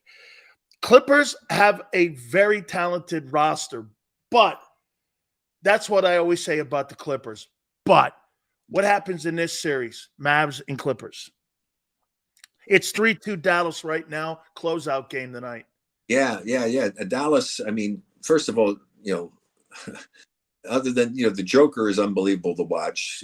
Steph Curry's fun to watch. Jokic is also fun to watch. He's pretty remarkable player. And the thing is they have another remarkable player in Kyrie Irving. And if he plays at the level that he's playing at lately, I mean, he's been doing some very spectacular things. You're absolutely right. He's almost like a little magician out there doing things. But then again, Brunson's doing the same kind of thing for the Knicks right now. I mean, he's been fantastic. So it's going to come down to which team is going to be the most consistent team defensively, playing as tough a defense as they can, because they have guys that can hurt you anytime on their own. I mean, individual players. I mean, come on. Then you go to the Clippers and you talk about the Clippers. Kawhi. I mean, he wasn't 100%. If he gets himself healthy again, I mean, because if he had been healthy, I think they could have won one of those games, and it might be 3-2 in favor of the Clippers. And so anything can happen in that one. But it's been a fun series. I mean, the matchups have been really good. Yeah, that have surprised me the most. And you talk about what a job GMs have done. Oklahoma City has done a hell of a job. Number 1 seed in the West, you wouldn't know it. Oh, there's not a chance in the world that you would have thought that they and the Timberwolves would be two of the best teams. I mean, that was a shocker. And the thing about Denver, that, to their credit as defending champions, but they're not as deep as they were last year. They lost a couple of key guys. But, Dad, the Joker is so good. I mean, even in that game when they lost, I mean, they lost the one game where they really never had a chance to win it. But even they got back under 10 again. He made 3 freaking plays and passes in that game. I'm looking at that and I'm saying, oh my God. I mean, do people understand just how incredibly amazing the passes and stuff that he does and the court vision that he has? I mean, he doesn't waste any motion. He's not the greatest athlete in the world. He's not a big guy playing over the rim, but he doesn't waste any time or motion. He's lefty, righty, inside, spin, fake, up, go under, make the passes, shoot the mid-range, shoot the 3-point shot, and just plays so freaking effortlessly. He kind of reminds me a little bit of Clyde Frazier, who was, who didn't look like he was really doing much, but then you look at the stats and you see what he did. But Joker, as a center, does it in such an incredible fashion and so entertaining. I just love watching that guy play. So it's going to be fun, and I'm going to look forward to see if Kawhi plays at the level that he needs to play at, which they're going to need, obviously. But it's tough. I mean, I would be surprised if Dallas doesn't find a way to win this with the way that they're playing right now. It's going to be difficult for the Clippers to pull that out. I would say this to you. You bring up Jalen Brunson here. I mean, Rick, have you ever seen anything like this? And I said this earlier on the show here. I go, very few New York teams are easy to root for. They're not. This team is like underdogs, and it's underdog players. Worldwide West and that front office and those guys have done a wonderful job. I mean, have you ever seen a second-round guy elevate his game. I mean, the Mavericks quit on him. I mean, how in the world do you watch a guy like that? And how do you evaluate a guy like that when you're watching him? I'm like, 40 points, consecutive games. I mean, it's pretty remarkable to watch the way he's playing. I mean, he looks like a big-time A-plus player. Have you ever seen a second rounder do that? There have been guys who've managed to, to do good. Second rounder, probably very few who have come to the level that he's come to, but that's more of a credit to him. But it also tells you about just how NBA scouts and people on NBA teams have a difficult time evaluating talent and don't see people's abilities because they can't see the forest through the freaking trees.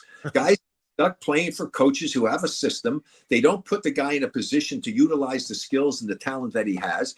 And to Brunson's credit, he didn't let that discourage him. He didn't quit on it. He kept working at the game, and he finally got someplace where a coach has turned him loose and given them the opportunity to use the skills and the talent that he has and feel comfortable out there knowing that he's got the green light. And look what he's done with it. So credit to him for that, and credit, to coach for letting them give him that freedom to do that. So it's fun to see that. See, I love greatness in everything in life. I just absolutely love great. I love watching people who are great at whatever they do. And when you see somebody out there performing at the level that he has performed recently, it's really fun to watch. And I'm happy for him. I'm not, the Knick fans were tough fans. I mean, I would have loved to have been a Knick playing there, but they decided to take Bill Bradley instead of me. But that's why a lot of big games in the Garden, because I had to prove Ned Irish wrong when he didn't draft me because he said I was too skinny and flaky. But I appreciate that. But obviously that might have been true. But obviously I could play, So you think? Hey, Rick, what do the Suns do with Kevin Durant? Well, Kevin Durant didn't play poorly. I mean, the guys just didn't get it done. They didn't. Here's the thing: one player doesn't win a championship. It's a team. Okay, the other play well. I mean, I didn't have a lot of big star players. I had two rookies that were unbelievable. Jamal Wilkes, who was Rookie of the Year, and then Phil Smith, who was another rookie, who were integral parts of the success that we had. And we had a lot of other journeyman players. I mean, we had a two-headed monster in Clifford Ray and George Johnson, not big name players that anybody had heard a whole lot about. And the rest of the team the same way. And then we had two veteran guys that had been around and all, Jeff Mullins and Bill Bridges. And we played as a team is supposed to play. But if it weren't for my teammates, we don't get out of the Western Conference. I mean, Game 7 against the Chicago Bulls, I sucked. I was 2 for 14 at one point. And Al Attles made the greatest coaching move of his life. He took me out of the game in the middle of the third quarter. I mean, what coach is going to take his top player out of the game in the middle of the third quarter in a Game 7 and sit me for the rest of the quarter and into the fourth quarter? We were down I think 12 or 13 points, something like that in that quarter. And I remember I was ready to go in at the end of the third quarter. I couldn't believe he didn't put me in. But, he's the coach. So when he put me in, I think we were only down by 6. So my guys did a great job without me in there of cutting the lead down to 6. And then when I came in, thank God, I played the way I wished I had played for the entire game. And that was enough to get us to the finals. So it takes a team to win. And this is the problem with some of these other teams, is that they don't have the other players who rise to the occasion when it's necessary and make the commitment on the defensive end of the floor where it really comes down to that defense. When you hear it all the time, defense does not win championships, but you can't win without a good defense because you still have to outscore the opponent. And defense doesn't necessarily score a lot of points. You might on a steal or something else. It helps to ignite your offense, but you still have to beat a team with your offense. So you have to be a good defensive team. And there's very few times in the history of the NBA that a team outside of the top 10 in defense has ever won a championship title. Maybe 1, 2, maybe, but they're not at the bottom of it, because if you're a bad defensive team, you'll never win a championship. So that's going to be the key for these guys coming now in these next series. Who's going to play the really toughest defense, and what players are going to rise to the occasion should one of their key players be struggling some and having a tough time? The Lakers. I mean, it's easy to blame Darvin Ham. He took the team to the finals last year, and all of a sudden now it's his fault. And I'm like, it's funny. I mean, all I listened to was AD talk about how shitty the coaching was. And I'm like, well, you weren't complaining last year. It just seems to me sometimes, Rick, I'm like you just talking about Attles taking you out in a Game 7. Here's a guy here that's throwing shade to cover his ineptness sometimes in abilities in big moments. And I say this to you too, Rick. You know, some players put up big numbers, but not winning numbers. You can look at LeBron James. LeBron puts up gigantic numbers every year. You look at it and you go, okay, like this year, 28-14, 28-13. Sure. But Rick, they're not winning numbers. I mean, they're just not winning numbers. But it's not just LeBron and it's not just Davis. It's the team. This is what I'm sure people have to understand. It's a team sport. One or two players, and people have tried this all the time. It hasn't. So you think it's the way the Lakers are constructed? They obviously don't have all the personnel necessary to be able to go and overcome the fact that they are inconsistent, is what they are. They had a chance to win some of those games. They got some leads, but then they lose those leads. And this is the thing about Denver that I like. Denver will get behind it all, but Denver seems to play better when they get behind. They have confidence in themselves to get back into games. They don't quit. They don't give up. They're very resilient. And they just methodically go about doing the right things to help get themselves back into a basketball game. And this is what you have to be able to do to be a great team. I mean, I look at it even like my son Canyon, who's on the Olympic team, 3x3. I'm so excited about that for him. Congratulations, Rick. Thank you. They just played in the first World Tour 3x3 event over in Japan. They won the tournament and they beat the number one team in the world, Serbia, and it's miraculous that they won. But here's the thing. They showed how much confidence they have in each other, and they there's no way that they should have won. And crazy things happen. I mean, the one team, they missed 4 free throws down the stretch that could have helped win the game, but they just were resilient. They bounce back. They make the play that has to be there. And then Jimmer Fredette, who's a hell of a scorer and doing stuff, hits two winning buckets late in the game. But that's the thing that has to happen with another team. And there's another guy, Dylan Travis stepped up big time in the game when Jimmer went 1 for 9 from there. It's 2-point shots instead of 3. And my son and Jimmer, my son was the leading 3-point shooter in the league last year in the whole tour. Jimmer was second right behind him. They only 45%. They shot 32 and 31% in this tournament, and they found a way to win because Travis stepped up and the other person this is what it takes. It takes a team to do it. And the teams are losing their focus at times. I mean, come on.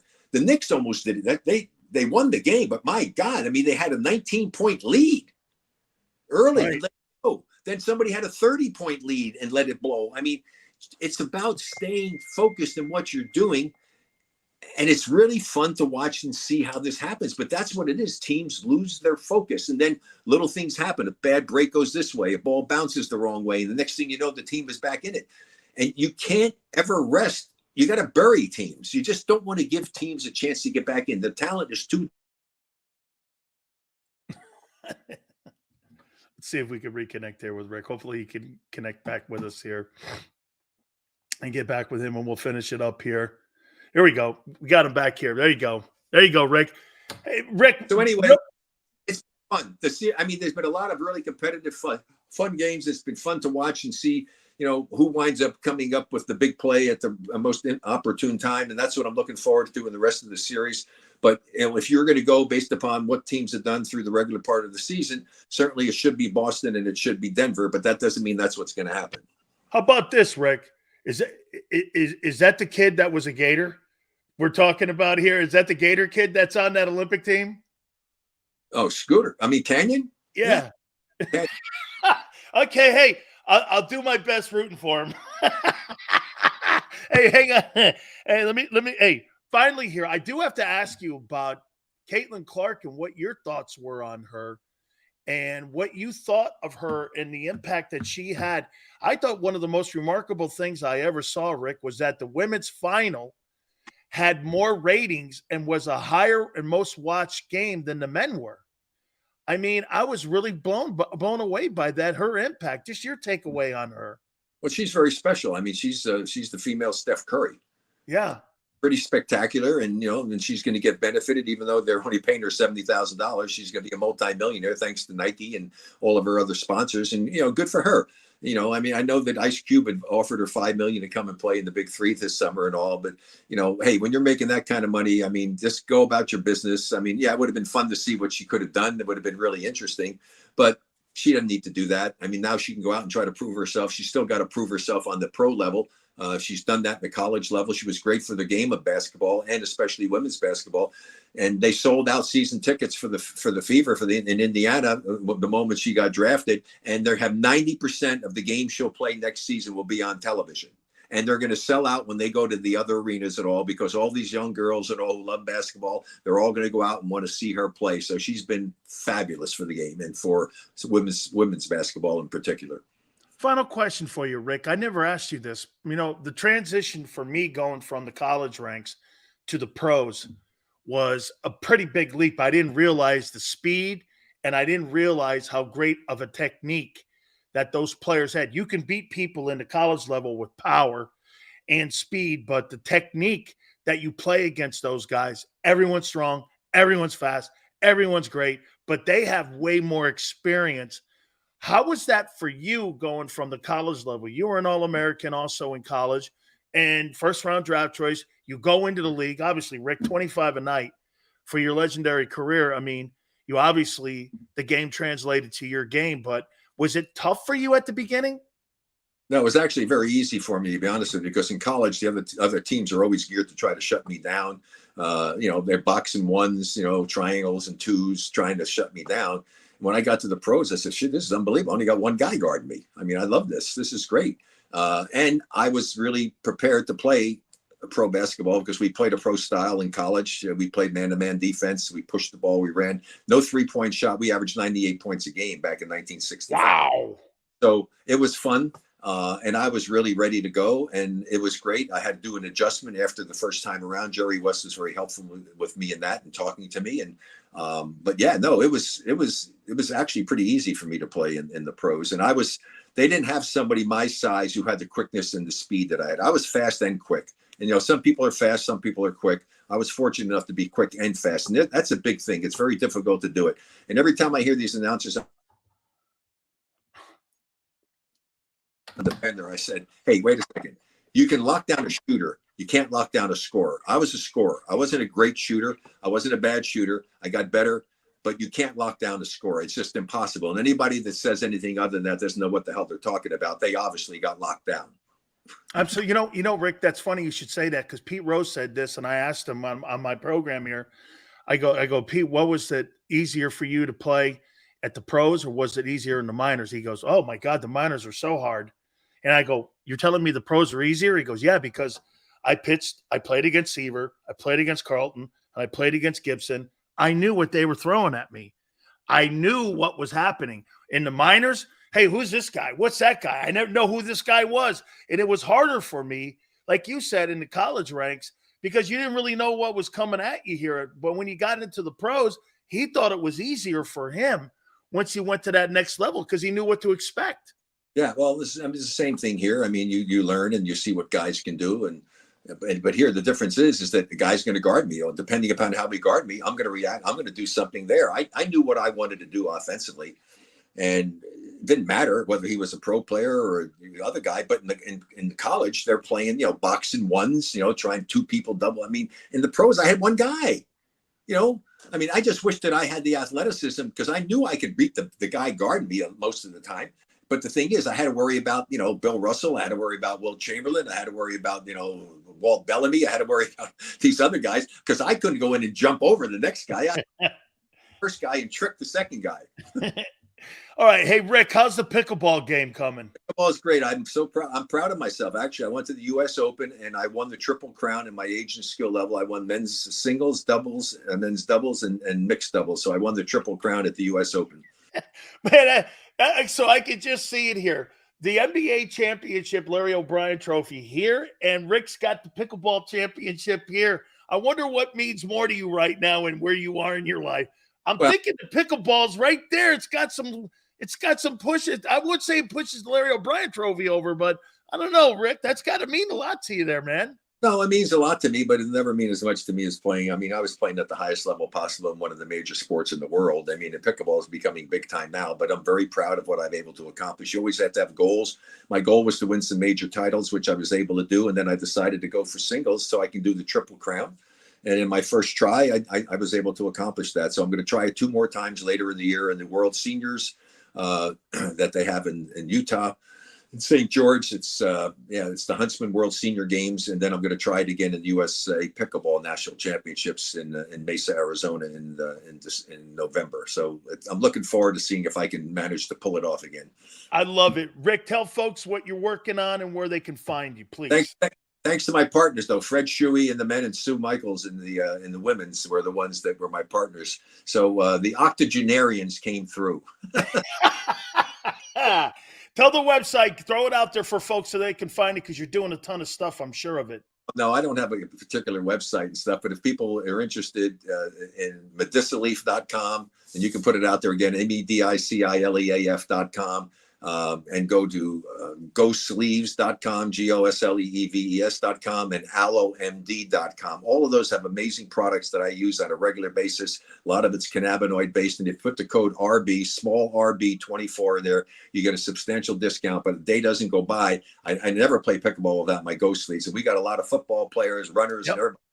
Go Sleeves with kinesio tape built into them. Amazing product. And the other stuff is all cannabinoid based. And if you go to AlloMD, it's Ultra Repair X is one of the products that's there. But the code is good for a discount on any of the products there. So check them out. Thank you so much, Rick, for your breakdown. I really appreciate your time always. God bless, Rick. Good luck to you, too, in those events. Thank you, my friend. Pleasure. Take care. Bye-bye. You got it. The great and Hall of Famer, Rick Barry. Appreciate him doing that for us there. Please hit the like button. We will reset. Bunch of topics still to hit on. Philly Godfather also at 5:30. Please hit the like button. Xander, hang on before we go to timeout. Where are we right now in the likes? Where are we? We were at 118 at last check. We're trying to get to 300 here. Come on, folks. We're at 147, man. We're halfway. Okay, we got 2 hours left. So we're halfway through the show. Okay, we need another 150. 145 will do it. We'll do it. All right? Hit the like button. Keep it here. National Football Show. If you missed any of today's show on the JAKIB Media channel, listen to the podcast on your way home. Available on YouTube, Apple, and Spotify.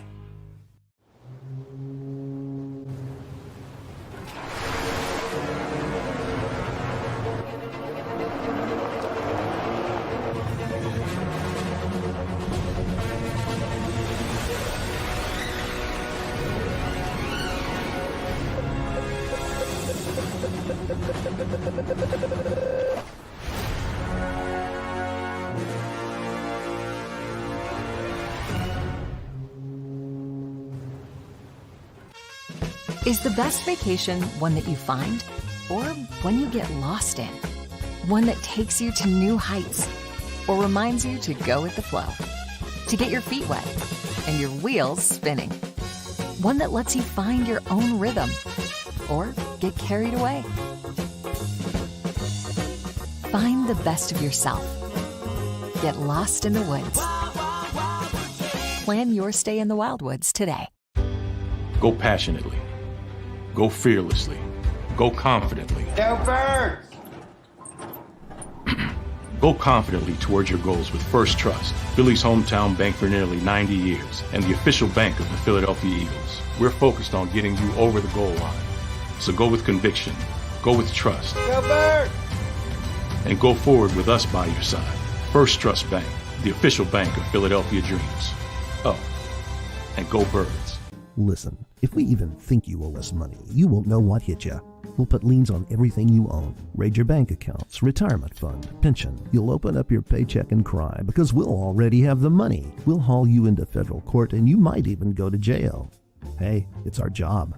Don't fight the IRS alone. The Tax Doctor is here to help you negotiate your tax bill and reduce your stress. Our experts will fight for you using IRS guidelines to stop any IRS actions like bank levies or wage garnishments. Plus, eliminate penalties and interest and reduce your past tax bill so you pay the IRS less. Help is here to deal with the IRS to reduce your stress. If you owe $10,000 or more in back taxes, do not call the IRS alone. Call a tax doctor now for a tax emergency analysis. I'd have my mom call the number on the screen. You come see me alone.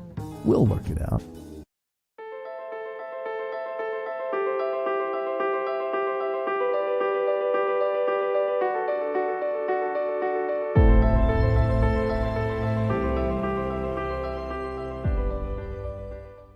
EAGLES. Eagles.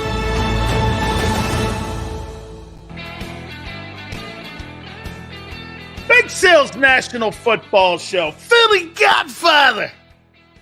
5:30. Some of you guys are cowards. So I'm in the middle of an interview talking about the NBA, which has actually been decent. It's just even Xander, man. I felt like I had my dad come in and protect me. Jesus criminy, man. You guys are cowardly. Say it to my face. Sit there and hide behind. What a bunch of worms. Holy cow. Under my foot. It's like gum that you walk in the street. Cowards. Sills is a water boy. He's listening. Sticks and stones may break my bones, but don't ever let Sills get his hands on you because he'll crush you. Yeah. His 300 pounds will crush you. Remember that. Remember that, juniors. It bounds you. See, look at Flexing. Flexing once again. Dude, I don't get pissed off. I get pissed off when I check my bank account after my wife goes somewhere.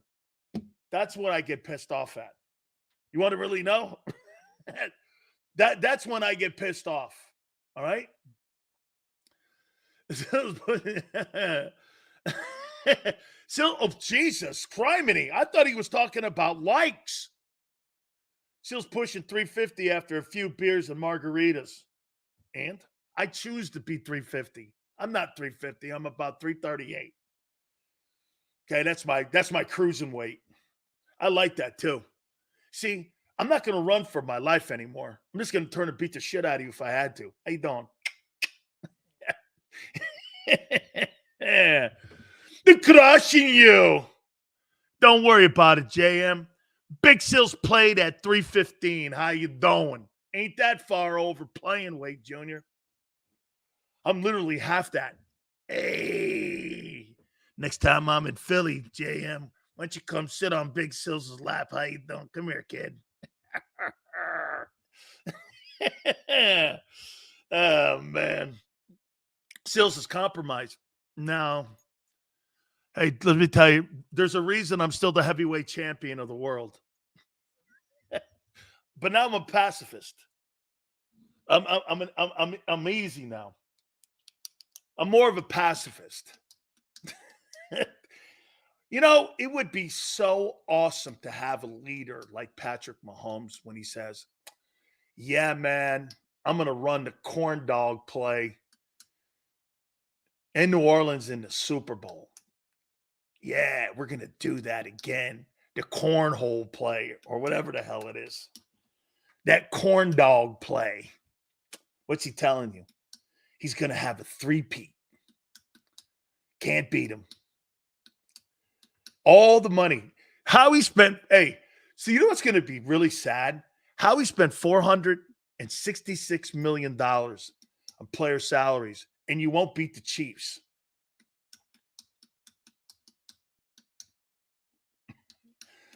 Spend $500 million, and it won't be enough. That just shows you that quarterback. Hey, by the way, that's not an Eagle thing. That's an NFL thing. Teams can spend $500 million in payroll. Ain't going to beat them. That sucks. No matter what you do, you're not beating them. You can spend all the money you want. Have all the high draft choices. Dream Team 2. That's what this is to me. The Eagles 2024 roster, Dream Team 2.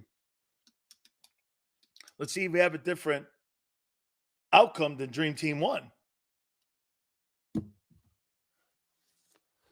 Joe goes like this. Mahomes pouts at calls. I don't care what he does. He wins Super Bowls and Super Bowl MVPs. Joe's worried about him crying over calls? Sure. And that you guy and your guy, A.J. Owens, cries over bullshit. He don't cry over losses. He cries over targets. Think about that. A.J. Owens doesn't cry over losses. He cries over lack of targets. How you doing? That guy's talking about winning Super Bowls. Your guy's crying over targets. How do you get my target? How come? Why don't you see me? Because he can't. Because he can't. Mahomes throws interceptions in Super Bowls. Yeah, Barb, but he wins them too. You know? He wins them. Too soon to say, Sills, but people need to keep expectations low with 2 new coordinators. Oh, no, Forest Hill. And young people stepping up. Could take 2 or 3 seasons to win it all. Forrest, don't sound like an intelligent Eagle fan. My God almighty, don't ruin the reputation. Hey, Xander, that Forest Hill take, do me a favor, guys. Don't sound like Forest Hill's ruining the whole show, because that's exactly right. Could take 2 or 3 seasons to win it all. Dude, don't do that. You're ruining my show when you do that and sound intelligent. Okay? Just forgot his content, so he's talking shit now. My content is here, here, and here. One thing you'll never have to worry about me being, Prince, is unlike your stupid-ass head coach, Fredo Sirianni, I'm always prepared for my game. Unlike him, I don't wing it. Well, you know, we tried to get an interception in the back of the end zone, and we were hoping to get PI. No, you weren't. You lied. That's forgetting. Hey, Fredo forgot his game plan against Seattle, right?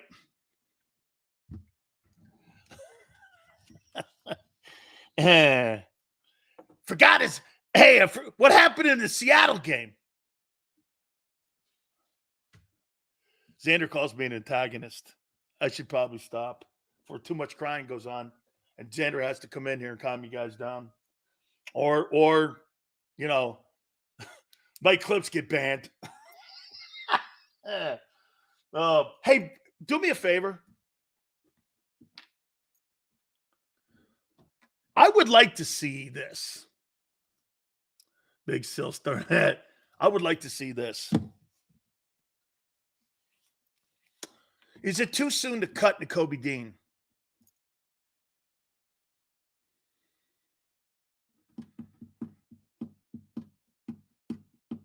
I may even think it is. Just a question. Flexing? Watch this.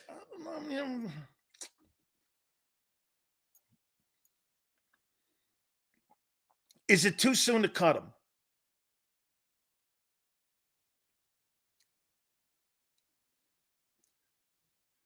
Eagle fan, that's not an excuse. Are you going to make that same stupid-ass excuse he's hurt for Embiid too? It's part of playing sports. Health and availability and durability. That's part of it. Bo Jackson was the greatest running back I have ever seen. He had a dislocated hip that could never be repaired. Are you supposed to put him in the Hall of Fame because you think he was a Hall of Fame player and he had Hall of Fame talent? No, he didn't perform. There wasn't a better running back athletically than Bo Jackson in the history of the sport.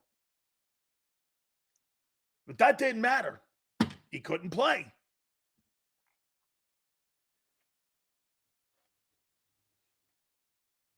Get this, Robert goes, Howie isn't cutting Dean. Right there. Do me a favor, Xander. Robert Driscoll. Howie isn't cutting Dean. I thought that was the head coach's responsibility. So now we know, according to Robert, the head coach doesn't make his own decisions on personnel. Oh, we know that already, but Robert's kind of validating that. So your head coach is no say in who plays. Jesus. Man, I'm so glad I didn't play for something like that, where decisions were made above my coach. I wouldn't have any respect for my coach. I have no respect for my coach. I had no say. Twiz says, prove it year for Mean Dean. Hey, Twiz, I don't think it's a prove it year. I think it's a prove it off season. Like, you got to play this guy, in my opinion, in the exhibition. Show me you can get through an exhibition season before I'm going to rely on you in September. No? Did you see that behind the scenes draft footage? Owner was giddy that DeJean fell to them. I mean, so the owner and the general manager were very happy that they drafted Cooper DeJean. Great. Did the coach like it? So the owner and the GM were giddy. What would they know about drafting a corner? My God. Those guys, they just believe they're better than what they are. Dude, Howie Roseman gets the Super Bowls with free agency on defense, not with draft choices on defense. This is my fraudulent comment about that. I saw those clips. It's a charade. Those charades that they put on their video are not what the result. You know, Xander said something. You know, they're drafting well. And then he goes like this to me. Well, they really don't draft a lot of defensive players. Really, I know that. In the last 8 years, before this last draft, they drafted 4 D linemen and no other players on defense in the first 2 rounds. I know this. I know this.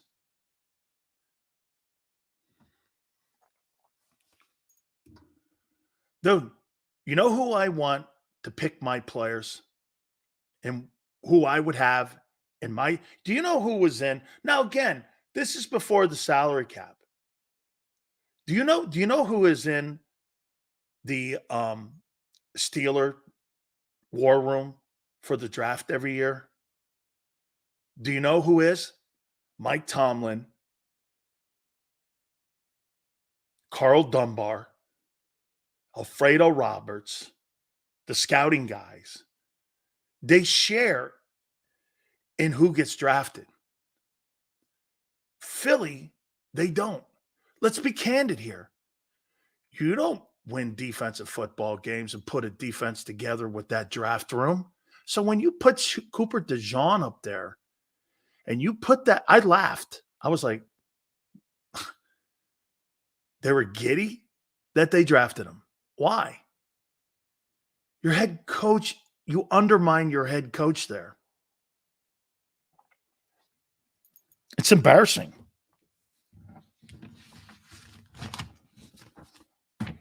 And then what the one guy said falls right into it. Well, you know how he's not cutting Nakobe Dean. Well, dude, I know this. If a guy can't make it, he should be exterminated from your roster as quick as possible, not sit there and infect it. It's embarrassing how they were giddy over a corner that they failed miserably at, but they think they landed on him finally. I really hope they did. I'm not kidding. There's a lot to like about this guy. I'm not wishing any, no, absolutely not. But any head coach who watched that video would go like this. Wow. I wouldn't really have any say in who gets hired, who gets fired. Those guys pick the players, the owner and the GM and the analytics people. All those guys pick the roster. If I was a coach, I'd be like, is that really where I want to go? My bold draft take is that Cooper DeJean turns out to be better than Quentin Mitchell. Xander probably because he can do more. I think the Quentin – hey, you know my take on Mitchell. I don't think he played against anybody. And I think when he played against good players, he was common and ordinary. He's not exceptional. But he's the best player at that position, and he tested great. In my opinion, he looks a lot like Nolan Smith to me. Okay? Look at John. Mike Tomlin fell apart a few years back when they were 9-1. Won a Super Bowl too, guy. Never had a losing record in 18 years of coaching. Steelers have only had 3 coaches since 1969. You see the difference between fraudulent Sirianni and Mike Tomlin? Mike Tomlin's going to the Pro Football Hall of Fame. His legacy's cemented. Okay? Sirianni has to fight for his gig every year. That guy is legendary. There's a difference. Comparing him to him. Spike, don't go there. Quinyon Mitchell's a terrible pick yet. That is not what I said. That's not what I said. Now, I will say this about Mike Tomlin. Mike Tomlin's got to win more in the postseason. But he does have a Super Bowl. And he is a Super Bowl champion head coach. As a matter of fact, all 3 coaches since 1969 have won a Super Bowl. Noel, Cowher, Tomlin. Is Tomlin getting fired? No. Get this. Senor goes like this. Hey, Mike, your biggest fantasy in your life would be is if Mike Tomlin became the head coach of the Eagles. Jalen Hurts said, I was really hoping to get drafted by the Steelers, and I really felt I was. I would want to play for that guy. Hey, John, why are you here? What's your point? His skill set against who? Northern Illinois? At the Senior Bowl, scouts said he was ordinary.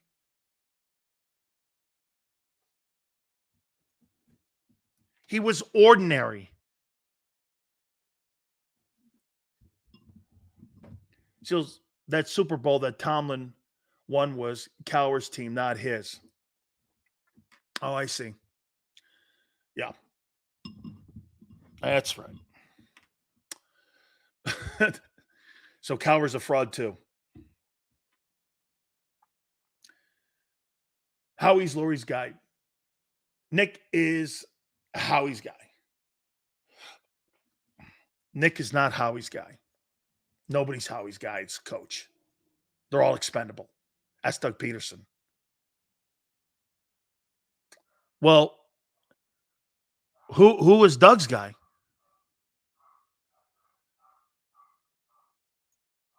The owner? Who was Doug's guy?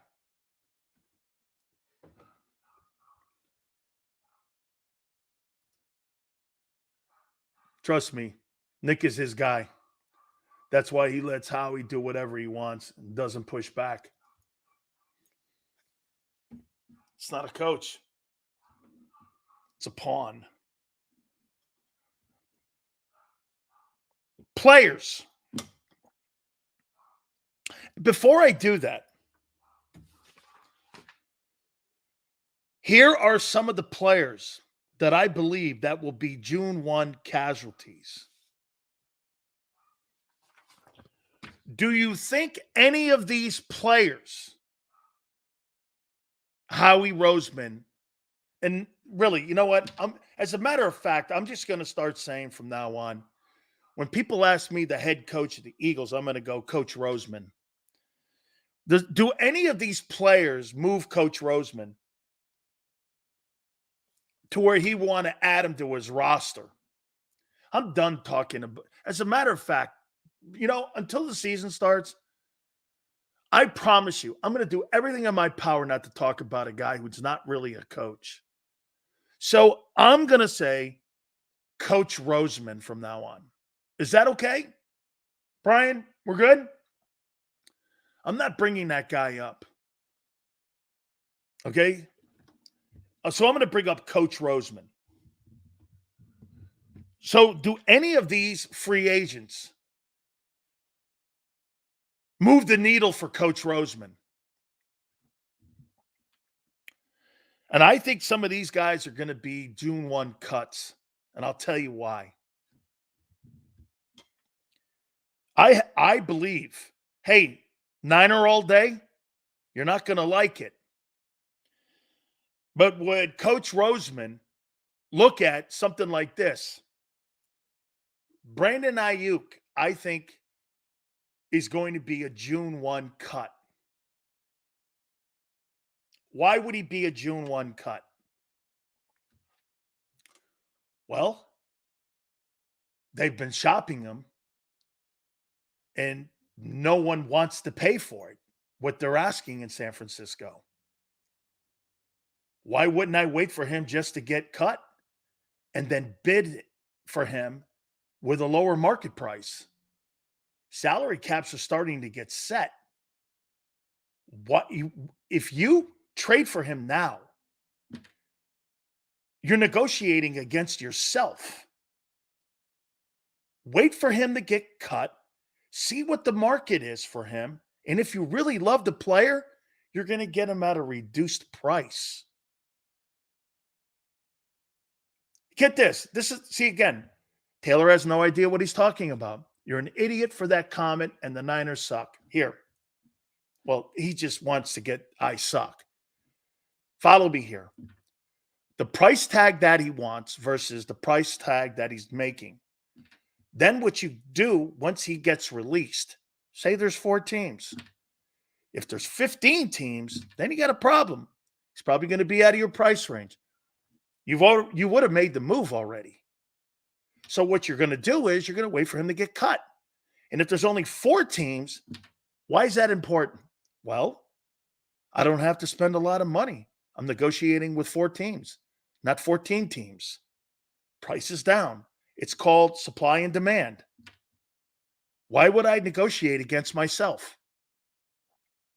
What happens if Mitchell shows greatness? Would you be surprised if they cut Bradbury and slot him in? How are you going to find out how great he is in helmets and shorts? You think you're going to cut James Bradbury based on helmets and shorts and no games played?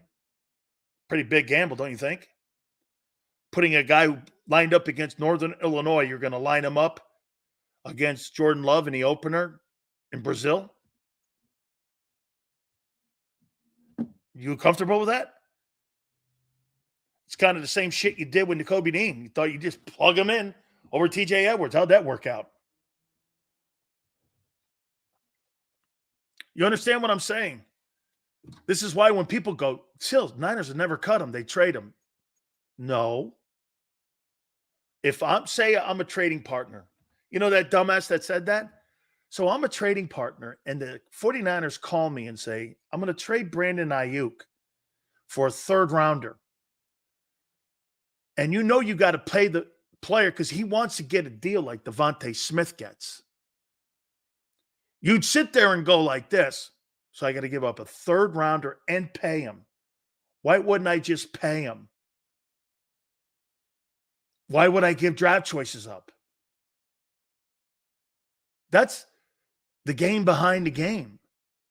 The reason Brandon Ayuk hasn't been moved, nobody's going to pay him and give up a 3rd round for him when the 49ers are probably going to have to cut him and maybe even Debo because of the money. And what else are they doing right now? Cuts a 25-year-old stud. Well, this is what this dickhead doesn't know here either. Stephon Diggs was 23 years old and moved. Devontae Adams was 23 years old and moved. A.J. Brown was 23 years old and moved. These are ones. The majority of the big-time receivers have all been on multiple teams. Why? If they're so valuable and great, why are they on multiple teams? And then you want me to do this with a number 2, like T. Higgins and these guys. traded. Still. All of them were traded. You're right. And all different teams. You don't trade elite play. You're not trading TJ Watt 5 times. Or you're not trading Myles Garrett 5 times. They got compensation. Yeah, they got their money. But once again, you're not winning Super Bowls with $25 million wideouts. I think Brandon Ayuk will be cut. Because then I get to do this. I don't have to give a draft choice up in 25. And I'll negotiate with the team. If I really want him, I'll just wait. No team's going to trade for him. No team's going to trade for him. Want to bet? How'd you like to put a Hassan Reddick bet on that? When all of you were telling me that, hey, guess what? Reddick's getting a contract extension. How'd you like to do that?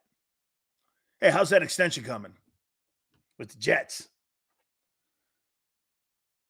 How's that Reddick extension working? Number 2.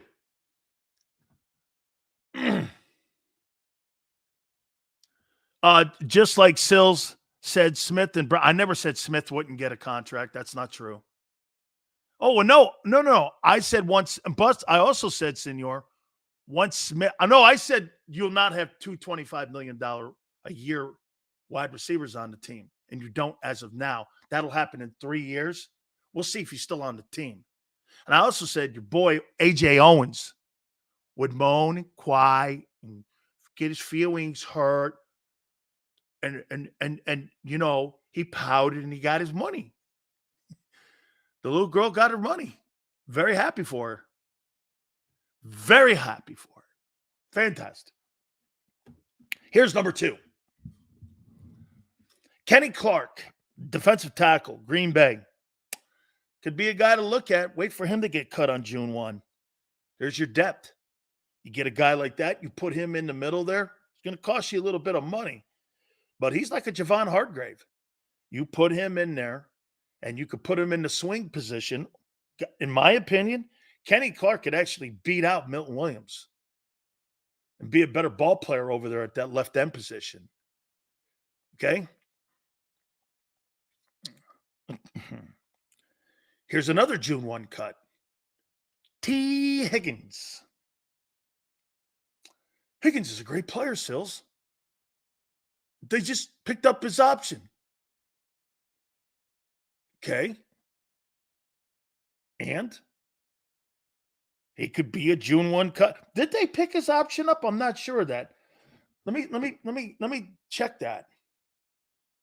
Did they pick that option up? Because if that's the case, I'd have to take him off my list here.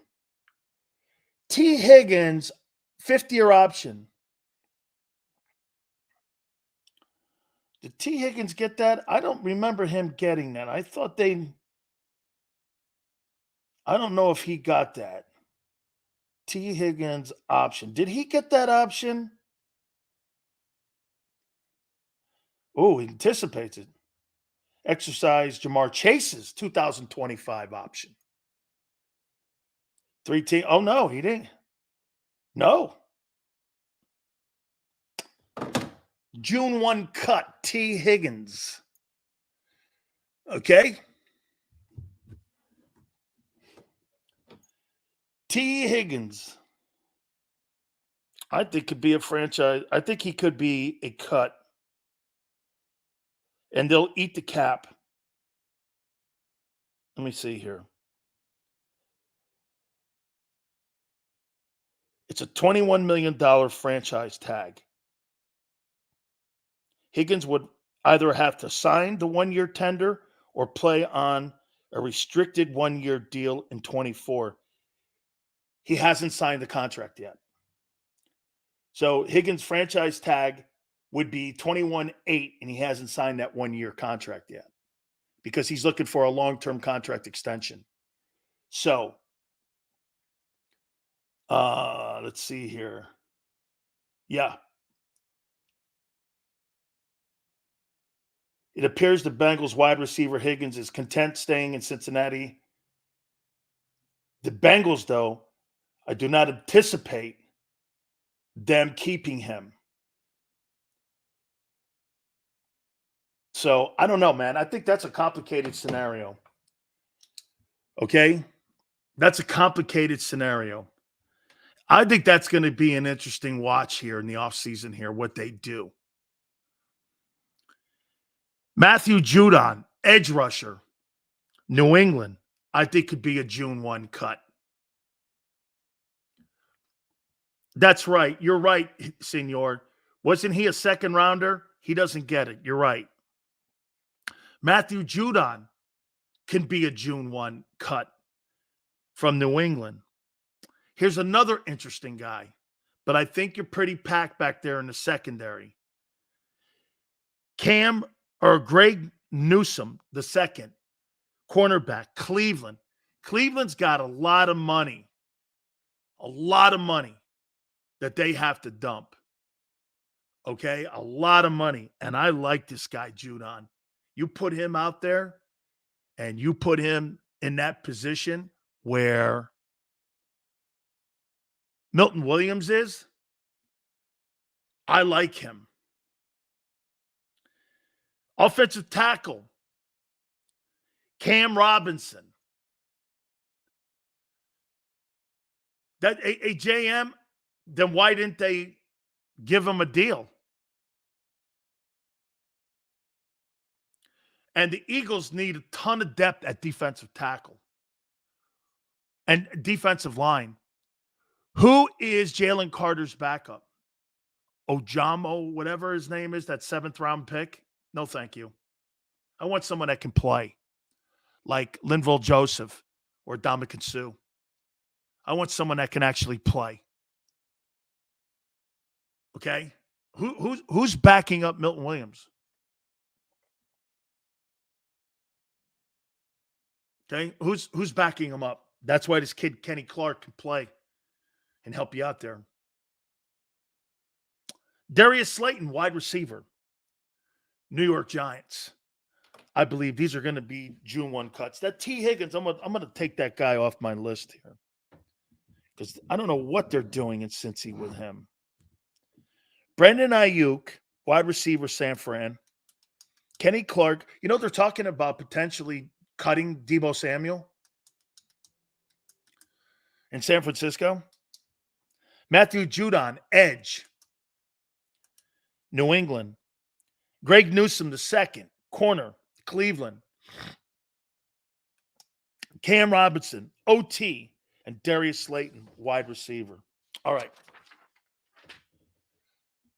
Let's move on here. Players not named Jalen Hurts. Players not named Jalen Hurts, who I think have to play huge in 2024. This is where Howie wins over other GMs. They didn't even pay their quarterback yet, and they can't keep Deebo, dumbass Lynch. Yeah, I don't think Xander, it's just Lynch. I think it's all these NFL owners don't want to do what Jeffrey Lurie does. Xander brings a great point up. Here's something that your owner is spectacular at. Your owner, the reason that you're able to do all these fabulous deals, every time you see an A.J. Brown or Devontae Smith contract and you see how these cap hits are minuscule, especially when it comes to the front end, that means that the bag of money at the beginning of this and the guaranteed money is enormous. The players and the agents want the money. Hey, think about this. That shit down the line at the back end of the contract, if a team meets the salary cap, they'll cut you. You get no restitution unless what the signing bonus is. You know, in the old days, in the previous CBA, if you signed a contract and it was a 4-year contract at $100 million, they cut you in 2 years and you didn't get any signing bonus but $14 million, $14 million on $100 million deals, you got robbed. That's why when you see guys getting $100 million signing bonuses, the $100 million signing bonuses, okay, that's the real money. Like when Darius Slay redid his contract and he redid his deal, you know what really moved the needle for Drew Rosenhaus, his agent? Well, they lowered the base salary, but what they did was they took some of the cap number and gave him that money up front, lowering the space and lowering the cap hit. It was like, what? And by the way, Slay's been a great pro. So they felt comfortable doing that. Jeffrey Lurie does this. Jeffrey Lurie doesn't worry about paychecks. He only worries about salary cap implications. I think he's the only owner in the league that cares that way. And that's why you see the majority of these contracts where, look at Dallas, for instance. The Dallas Cowboys have been cutting quality players the last 3 years. Let's take a look at it. First, Amari Cooper gets jettisoned, right? Zeke Elliott gets jettisoned. Tyler gets jettisoned. The Eagles aren't moving off of those kind of players because of salary. Like when the Eagles move off of people, they're moving off of people because of calculated decisions, and they're moving off of people because I'm not paying that money. Like Javon Hargrave, I happen to agree with him on this because he covered it with a great draft pick. I'm not paying Javon Hargrave $20 million a year. I'm not. Javon Hargrave had a superior year than Jalen Carter did last year. He was superior. However, there's more of an upside, and he's cheaper, and he's good. So in the end, you're winning that. You're winning that. That's how I get the D tackle. I'm not paying that money for that. So here, the Eagle owner cares only about now moving off of Sayamalu. TJ, now look, JM. Sayamalu, in my opinion, you can't pay all the old linemen $20 million, can you? He got a great deal in Pittsburgh. Edwards, they don't value the linebacker position. Gardner Johnson, that guy, in my opinion, JM, I think Gardner Johnson talked himself off the roster. I think he talked himself off the roster. Big Rhythm goes, Sills, do you have an owner ranking? Oh, I think your owner is, look, I think he's underachieved when it comes to championships. But when it comes to paying his players, I don't like it. Here's my assessment of Lurie. He pays his players.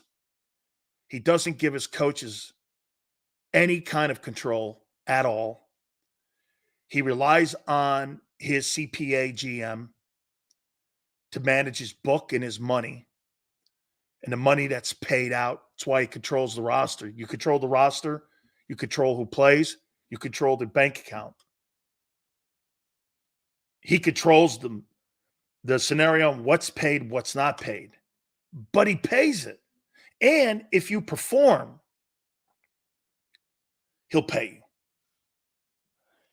Now, here's the problem that you have with that comment. Hassan Reddick gave you 30 sacks. And because he had a little bit of a bitch in the direction of the team, they jettisoned him. You're trying to tell me Hassan Reddick didn't deserve an opportunity to have a contract extension at 29 years old where he was still productive? And stop that shit, an aging guy. He's not aging. He was hurt. So you took a guy who had 11 sacks, who actually had more sacks than Bryce Huff and paid him $2 million more. That's ridiculous to say that. It's ridiculous. Reddick's a superior pass rusher to that guy. That guy's a one-year wonder as of right now. Reddick earned the money, man. They didn't pay him. You know why? They don't value that position. Edwards wanted $7 million. Edwards was third in the NFL in tackles last year. It's not like he sucked. Turned out to be a great player. And he was a UDFA and you found him. You see, but that's not something Howie can put a gold star next to. He found him. He didn't draft him. Think of this. Xander, think of this for a second. He'd rather keep Nakobe Dean on the team, who sucks, and let loose of TJ Edwards, who had 159 tackles. Because he didn't draft him. That's all you need to know. 174. Thanks, Prince. Trying to get to 300, guys. Got an hour left, man. I need some help. Please. I mean, they screwed Reddick over 900 snaps. They ran him into the ground, then dropped him and developed Edwards for the 3-4 years. Stupid. You're trying to get this too. Think about it too, James. How do you think TJ Edwards would look in Vic Fangio's 34? Oh, and wasn't TJ Edwards on the team when Vic was a consultant? He had 159 tackles his last year in Philly. 159. I agree, James. TJ Edwards in the middle of your 34.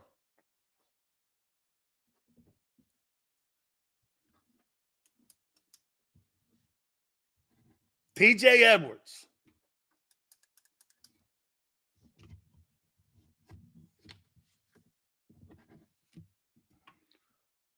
TJ Edwards, you let loose. Get this, and I've said this numerous times to you. You couldn't even replace Kaiser White yet. Hey, Twiz, shit, to what you have with your shitbox linebackers, TJ Edwards is a gold jacket guy. Compared to them? Oh, here's something else. Are they bringing back Zach Cunningham? He's a free agent too. Howie at the press conference with Fredo was telling you how great he was last year and how great he played. Are you bringing him back? He was your most productive guy last year. Actually had a higher grading than Devin White. Oh, 181. Thank you, Prince.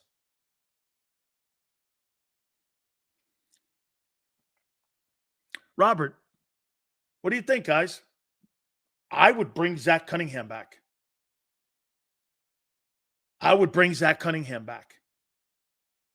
But see, he would have the advantage. Eagles need him. They don't want to pay him. They would rather pay the Kobe Dean. My God. And give Trotter Jr. a shot. Dude, I'm not against. Hey, I want somebody asked me something the other day. They go, Silsey, you against Trotter? No way. Hey, man, my kid's playing for the national title Sunday. And anybody, you have a kid that's playing, and I root for all athletes who have kids who go on and do great things.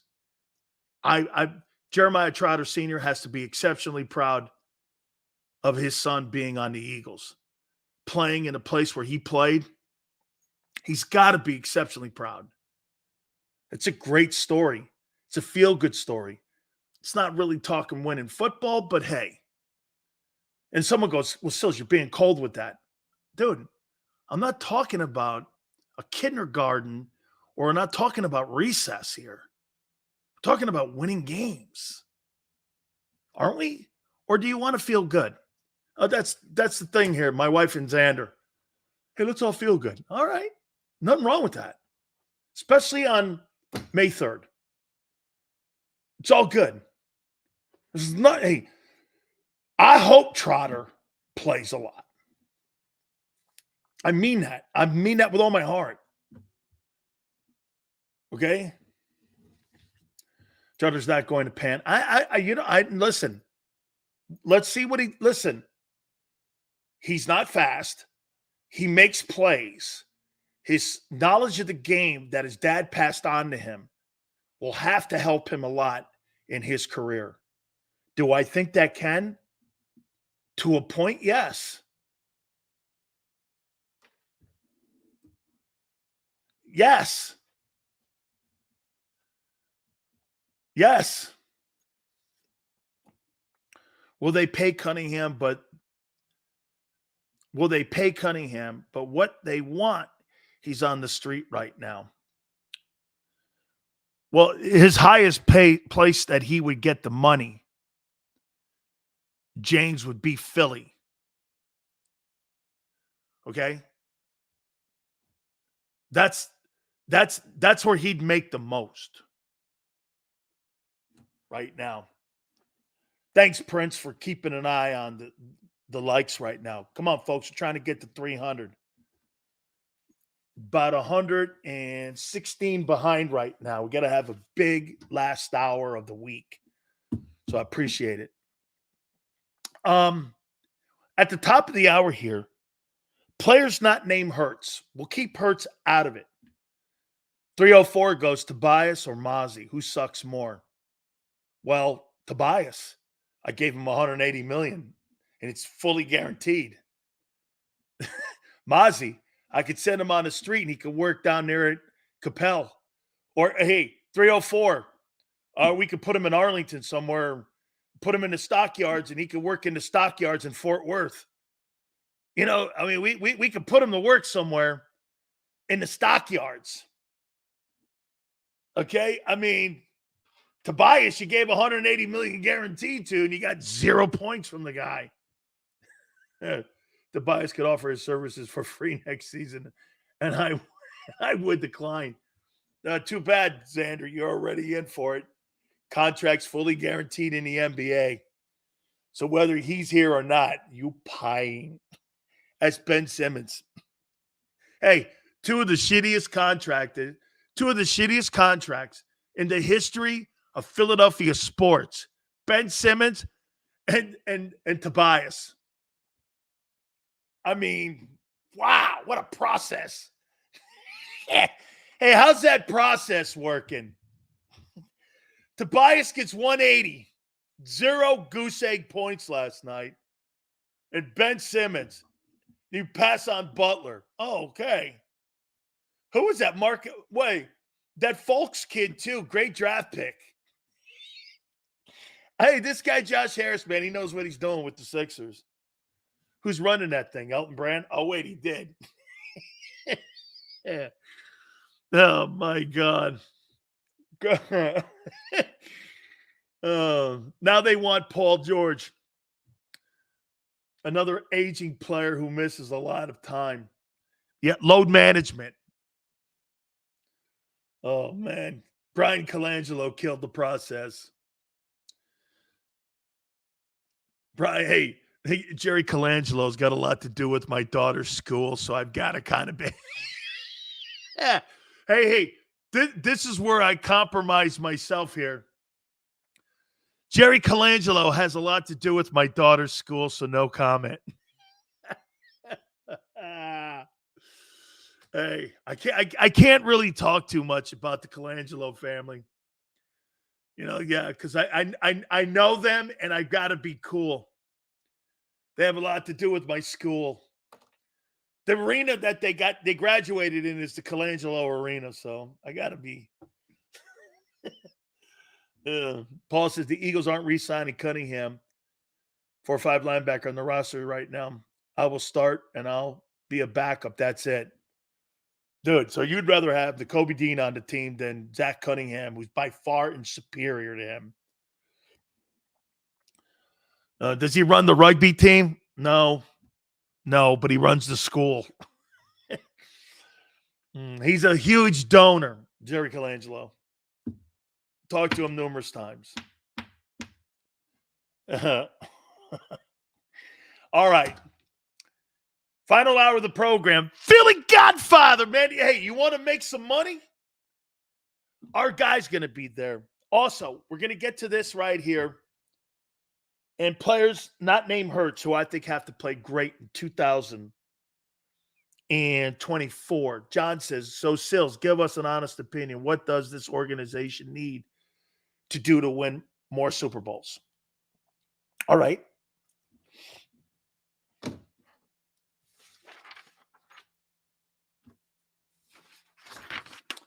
And I appreciate that. John's the kind of people I love. Ton of shit, ripping me, and then ask a great question.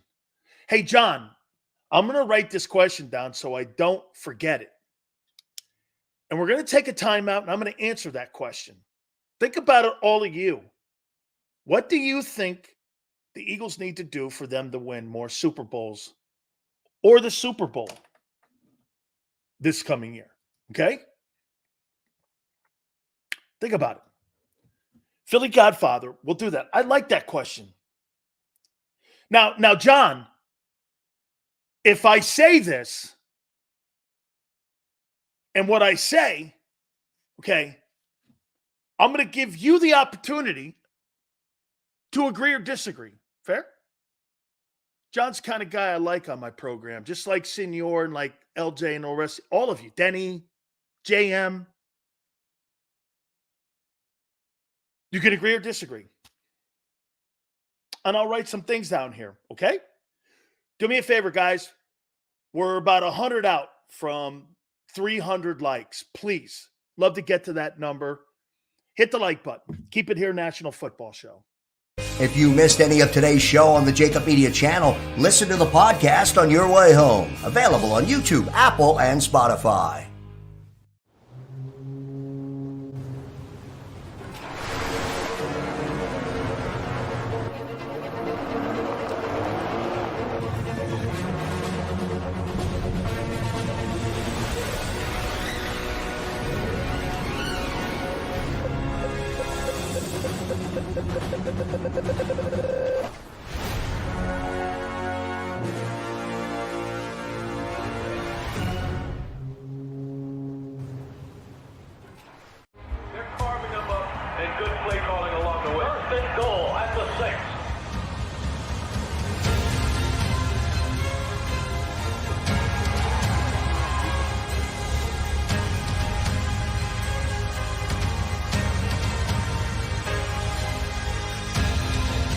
Field of life, First Trust Bank is there for you. Champions on 3. 1, 2, 3. Because Philadelphia dreams deserve a Philadelphia bank. Heading down the shore. Have a ball once more. Here, imaginations run wild and time stands still.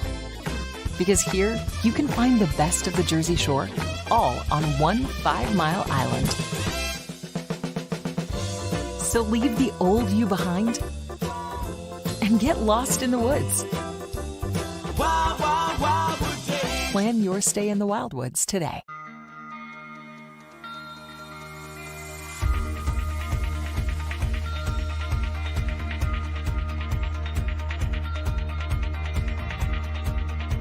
Hi, I'm Jim Muehlbronner, Managing Partner at Del Valle Insurance Group.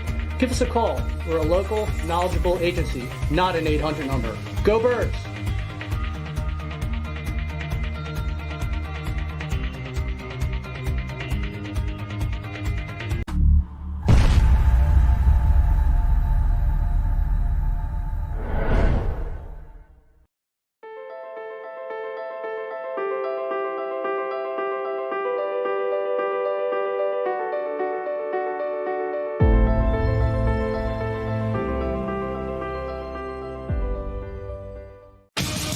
The greatest fans on earth. It's a bold statement, but would you expect anything less from Philadelphia?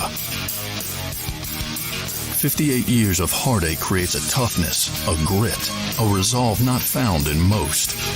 Sure, our prayers were answered, but now that we've had a taste, we're looking for more. Pondley Hockey, official partner of the Philadelphia Eagles. EAGLES, Eagles.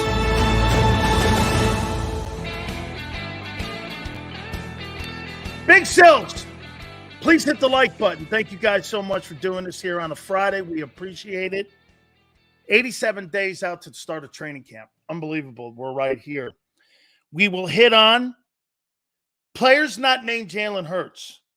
I think have to have enormous years, I think for numerous reasons. Money, position, what have you. We'll throw their names out here at you here in a second. But we were asked a question by John prior to going into the timeout here for the Power Hour. So, Sills, give us an honest opinion. What does this organization need to do to win a Super Bowl? Are you here, John? Everyone, I want you to comment on this as well. Okay? Are you here? Everyone, ready? Please hit the like button. For you to be a Super Bowl contending football team this year, here's what I think you have to do. I think it's a mistake to go to the 34. I think it's an absolute mistake. I don't think you have the personnel on that side of the ball to win and have winning football. I just don't. Agree or disagree? I do not think you have the linebackers to play at 34.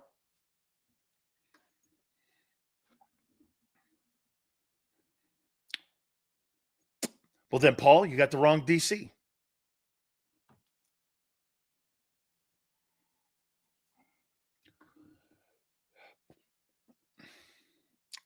Okay.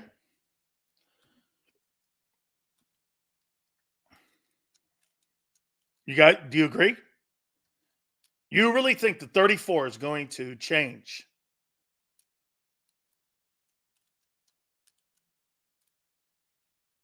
The fortunes of that defense in the secondary with a 34 relying more on linebacker play and safety and corner play.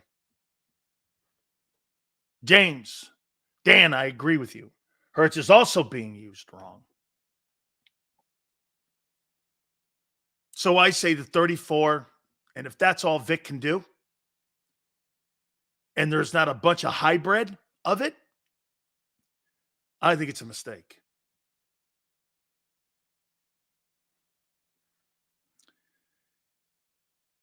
Number two, how about this one?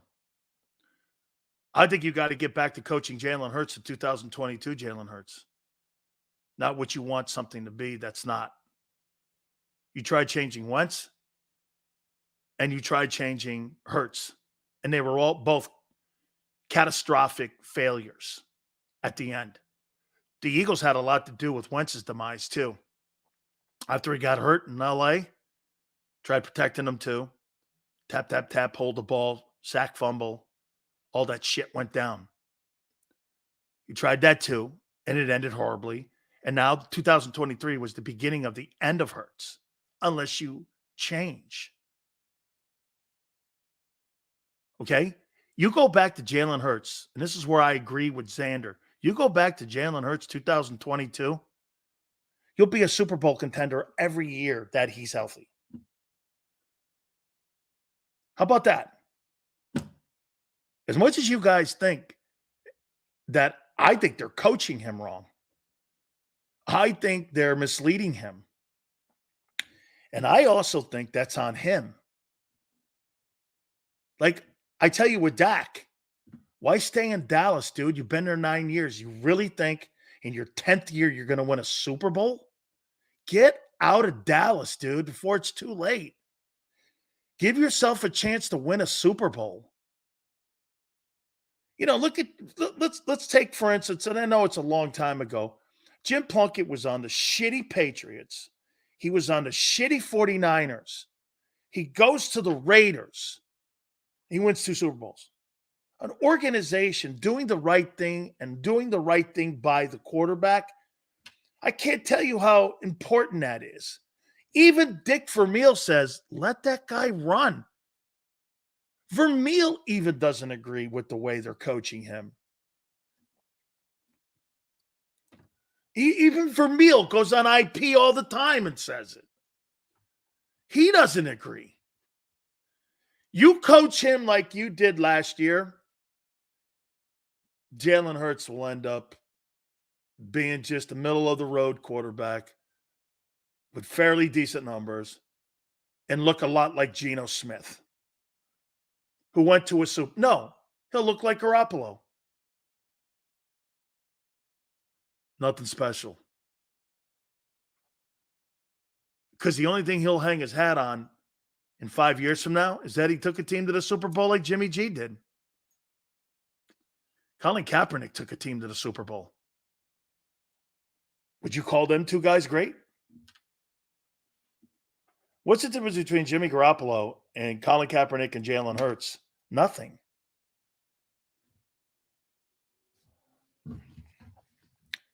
(2022) Jalen Hurts is a different conversation. That's a guy who was a weapon, and he was a weapon because of the ability to be dangerous on 3rd and long. Seals, do you have any faith in Hurts? No. No, because he won't fight back. Marcus, no, he won't fight back. Until he shows me he'll fight back, no. He's got to say no this year. If he sees a bad play, say no. No. Don't let him take you down with you. So Nick Sirianni and Brian Johnson took Jalen Hurts down because Jalen didn't say no? Come on, man. Marcus, he's got to say no. No, we're going to audible out of that. And we're going to do a smarter play. And get this. If it turns out to be a shitty play, at least I know there's leadership behind it. Dude, the coordinator, I don't care about Kellen Moore's success. I care about Jalen Hurts' success. Don't you? The players are not here to elevate coaches. The coaches are here to elevate players. People come to Philly to try to get head coaching jobs, not help their players. You know why? Because the front office hires them and tells them that.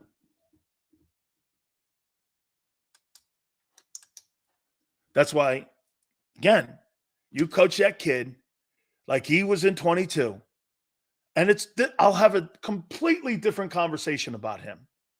But I don't believe that. I just don't believe it. I haven't seen him fight back yet. He won't even stand up for his coach. Okay. Well, if you don't like him, say something. Seals, when Hurts was playing in 22, he reminded me of Steve McNair. It's a great comparison. And get this, McNair didn't have to have a high completion percentage. He was just a weapon.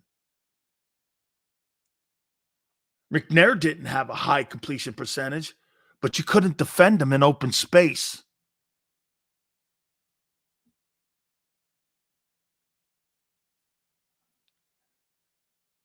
Number 3, hire a play calling head coach. I'd rather have Cliff Kingsbury than Nick Sirianni. Some of you go, well, Kingsbury sucks. Well, he was in a division where he won 11 games, where Pete Carroll and Sean McVay and Kyle Shanahan were in. And it was the Cardinals. I mean, he's a play-calling head coach. I mean, what's Nick do? Someone that's a play caller.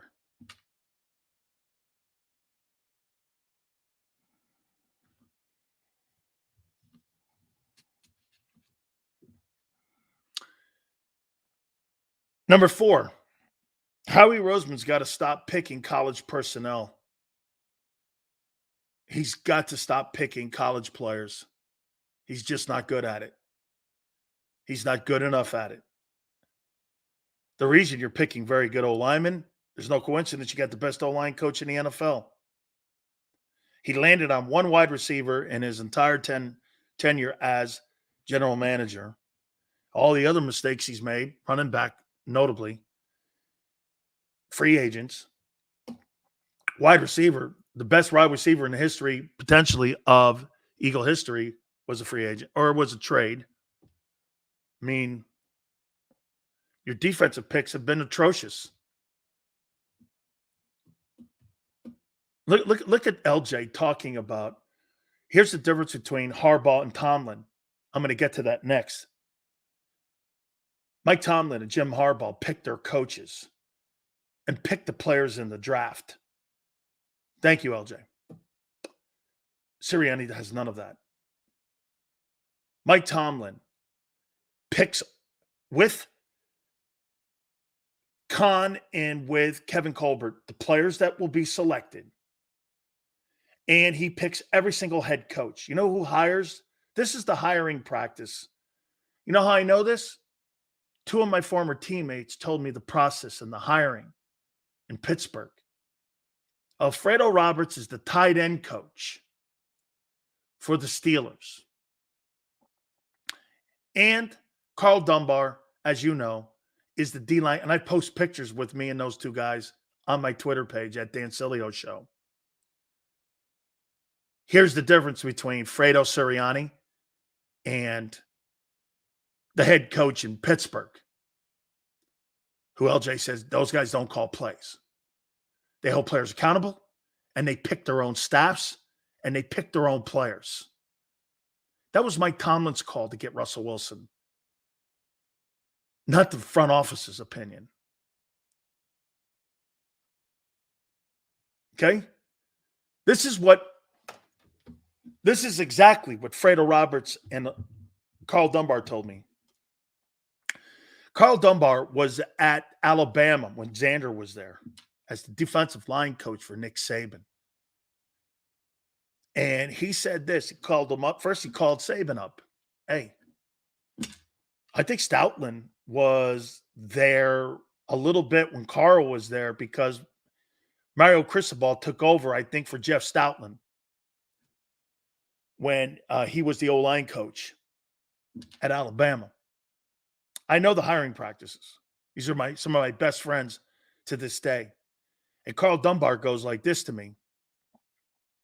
He's like, well, Mike Tomlin called me after he talked to Nick and said, I'd like to interview you for the defensive line coach job here in Pittsburgh. Comes up. They do an interview. Loves the interview. Mike goes to Kevin Colbert, vice president, and talks to them. And then the general manager gets involved. The owner will get involved. And then it's hired. Here's what Sirianni does. He picks none of his coaches. He picks none of the players. He's got no say in the play calling. Nothing. Facts. Nothing. So when you say Sirianni, Tomlin, and Harbaugh, it's the same process in Baltimore. Those guys are coaches that have complete autonomy of their football teams. Your guy has no say in anything. He's a doorman. He's a doorman.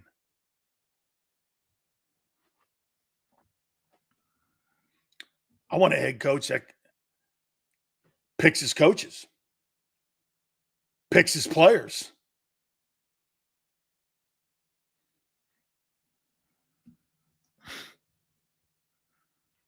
I mean, LJ, so picking your staff wins games now? Yeah, absolutely. Absolutely. You don't pick the right. Yeah, you got to know who you're hiring. / Brian Johnson, Sean Desai. Great coaching staffs win Super Bowls, not just great head coaches. Steve Spagnuolo. You know, Sills, I hate it, but you're right. This guy, Howie, really does get in the way like he owns the team. John, he's really good at 2 things. Contract, construction, and management. Absolutely. Please hit the like button. All right. Man, I tell you what I like about Philly Godfather. I think he rattles the chains of everybody in Philly just as much as Big Sills does. What's the word that he used? You know what Xander uses the word on me here? Antagonist. I don't know, man, if I'm an antagonist here, but I'll tell you this, man. These games have been pretty interesting here, and I think Rick Barry, I think a lot of people are enjoying it here. So without further ado, the number one antagonist in Philadelphia, the man who makes you a shitload of money, the man who helped Jeffrey Lurie buy his yacht, our friend, Philly Godfather. How you doing, brother? My main man. You were right on point. Somebody started crying, and they gave him more money. You were right on point. hey, how about this, man? I talked all I made. And by the way, it's not he doesn't deserve it. I'm not saying he doesn't, right? I mean, he's produced. Yeah. But you knew this is 2 years before. 2 years before they needed to do anything. They didn't want any shit being kicked up in the offseason because they don't need any more shit being kicked up. They turn around and they pay him $32 million. And now when it's brought up like this, hey, Godfather, this was my favorite one. Hey, how do you feel about being paid the highest paid player at your position? Doesn't mean anything to me. It's all about, hey, it's all about going out and performing. Really going to mean that. And I'm like, come on, man. Those wide receivers, that's their gauge and how they're better than you is their paycheck and their numbers. I mean, he deserves it, though. To give him some credit, without him on the football field, we all saw what transpired, in that Tampa Bay playoff game. And he's a great guy, and he loves Philadelphia. He loves the fans. So if you're going to give someone big money like that, give it to him. Let's do it. All right, let's go over here to Joel Embiid. Hey, man, listen. Someone said to me, they go, Sills, he puts up big numbers. Yeah, he puts up non-winning numbers. I mean, and this is the criticism that people are afraid to do with LeBron. LeBron James goes for 28 and 10, right? Great numbers. They're not winning numbers. I mean, there's an organization. Now, the organization also has to help. Give me your sense of this whole thing here on how this thing unraveled here. And what side of the aisle are you on with Embiid? Do you move him? Do you keep him? What do you do with him? I think you got to start over. I think you got to move him, even though he's very talented and he's gritty and he was playing. He's got, Bell's palsy. He's out there. He's a warrior. He just flops too much, comes up short in crucial times. And his numbers are, like I said before, comparable to Jokic. But when you watch the two guys on the basketball court, it's a different type of ball game. It's a different basketball IQ. I think you got to move and you got to start over. As hard as that's going to be for Philly fans, I think that's got to do. And everyone's talking about scoring, but I mean, the scoring's up 16% over the last decade. So it's, no one's playing defense anymore. People are putting up 70 points, 60, 50. But come playoff times, defense wins. And right now, the last teams remaining are some of the better defensive teams in the NBA. What kills me about this is that, if Kareem Abdul-Jabbar wasn't a one that could lead a team to the NBA title, what makes you think Embiid can do that? I mean, think about it. In Milwaukee, he doesn't win an NBA title until Oscar Robertson shows up. And he doesn't win a title in Los Angeles when he was traded there until Magic shows up.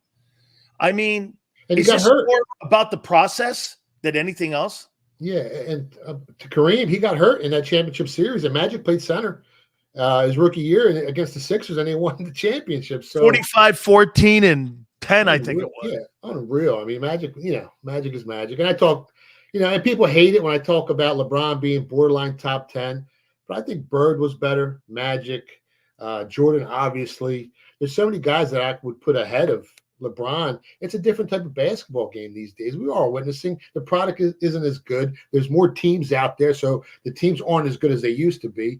But when it comes to Embiid, I think you got to move him, man. That whole process thing. That year they played the Raptors. We had them at 12-1. We had the Raptors at 12-1 to win it all that year. And Kawhi made that shot that double bounced against the rim. That was the best Sixers team we've had over the last decade, and that was our shot. And we lost that. We lost all those players, Simmons and all the guys we had, and we gave away Jimmy Butler. We should have kept him. Now it's time to blow it up, start over. Can they do anything here? Because take a look at what's going on in the East now. Boston looks like a juggernaut there with Brad Stevens and what he's doing. You look at Milwaukee, they'll probably retool to get a defensive player in there to help out Giannis. Orlando's getting better. Indiana's getting better.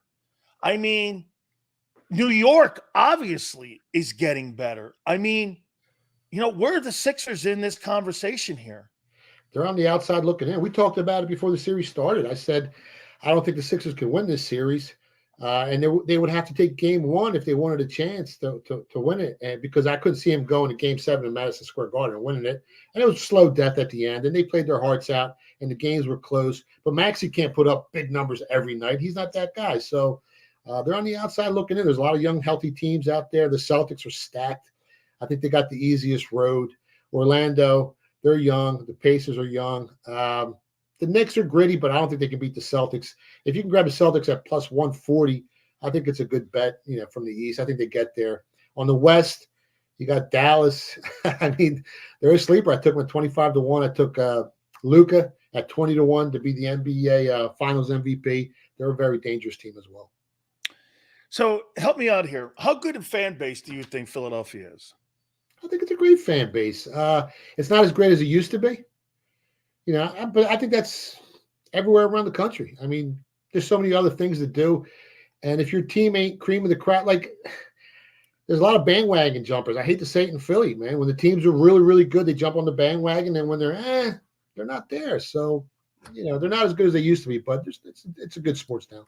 How embarrassed were you last night with shitty Knicks fan, New York fan, rolling in to Wells Fargo and owning MSG South? They renamed it MSG South. I mean, Knicks fans are as obnoxious as Cowboy fans. You have to understand, I grew up in that area. New York Knicks fans they still think Dave DeBusschere plays for the Knicks. I mean, you haven't been good in 100 years. They go into that place, beat Philadelphia Sixer fans up in the mezzanine, and then outperform them at the building. I couldn't believe it. I thought it was one of the most – Charger fans suck in L.A. That was terrible. The whole series, man, pretty embarrassing. It was. I mean, it was so embarrassing. Barkley said something about it. I mean, that's how bad it got. So, moving forward, I mean, I don't see this team getting any better. So, like I said earlier, it's time to blow it up. Man. Hey, Tobias, $180 million. Goose egg, how you doing? Hey, Jesse James used a gun when he was stealing. You give that guy love because, hey, at least he used a gun when he robbed banks. This guy walked in and he goes like this. Hey, 0 points, $180 million guaranteed. Holy shit, was that a terrible deal? Bad move. What'd you make of the Eagle draft? I think it was one of the better drafts over the years. Now those players are going to have to live up. Obviously, that corner from Toledo. I mean, who did he play against? Marvin Harrison Jr.? He's got a lot of learning to do. The other corner, I'm not sure about. But I think it was a pretty good draft overall. I think compared to other years when they picked up Rager over Justin Jefferson and they made a lot of, mistakes like that, it was all right. I'd give it like a B+. That's what I gave it. Oh, did you? Yeah, that's what I did. I gave it a B+. I love the Trevor Keegan pick.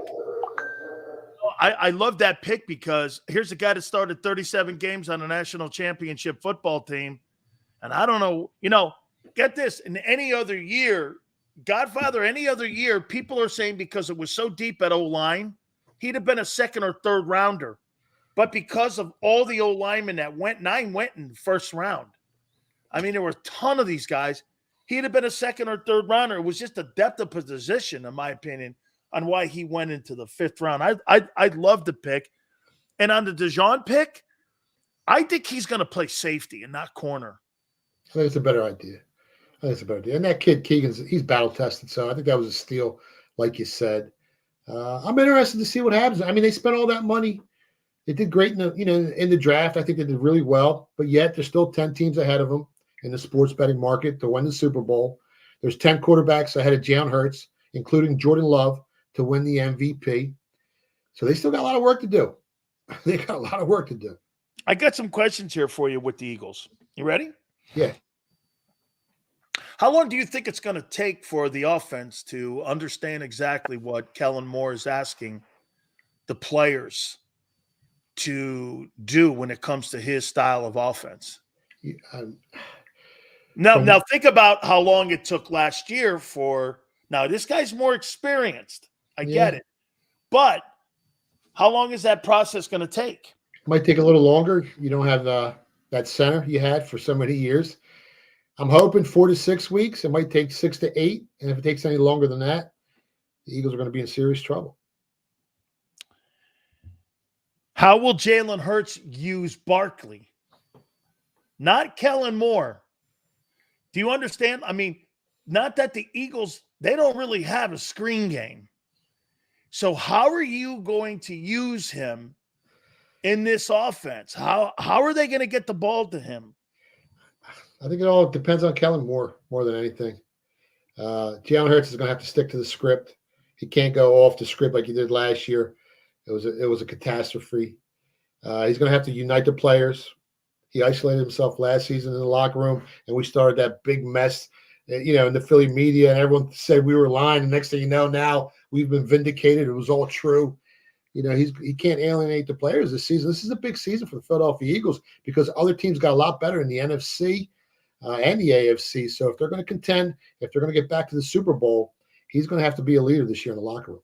It's funny you should say that because number 5 I had here, Hurts is going to have to be a better leader in adversity when shit hits the fan. Because get this, man, we just talked about it just a couple minutes ago.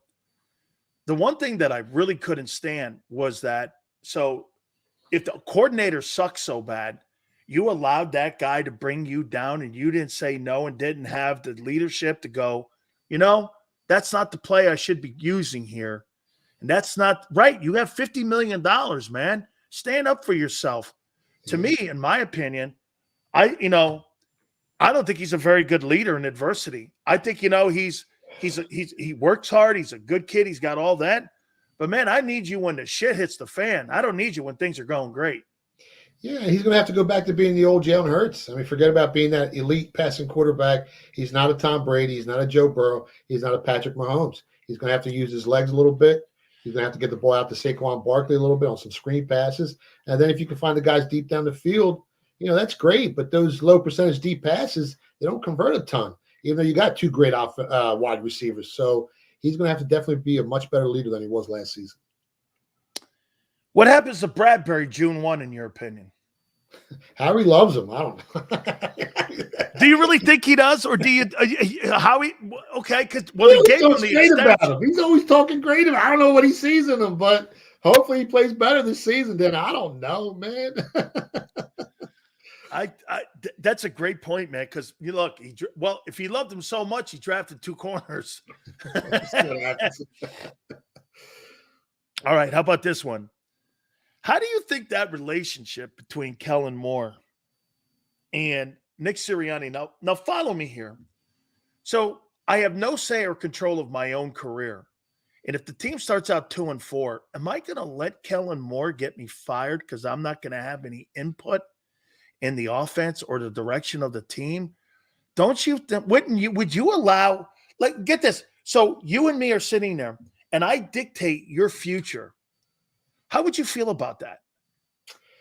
Well, Sirianni better hope that Kellen Moore doesn't have great success with this offense and the Eagles come out scoring 30, 40 points a game because he could be in jeopardy. Now, if they start off slow offensively, well, then I think Sirianni's safe. But if they start out, scoring a ton of points, and it all depends on the record too, man. If they start off slow, first 5-6 games of the season are very, very important. First 3 games of the season are very important. The teams that start off the season 3-0 make the playoffs 75% of the time. It's so important to start off 3-0. So they're going to have to come out red hot. In that first game of the season against the Packers, they're laying 1.5 in that game. I think the Packers are better. So I got the Eagles starting off 0-1.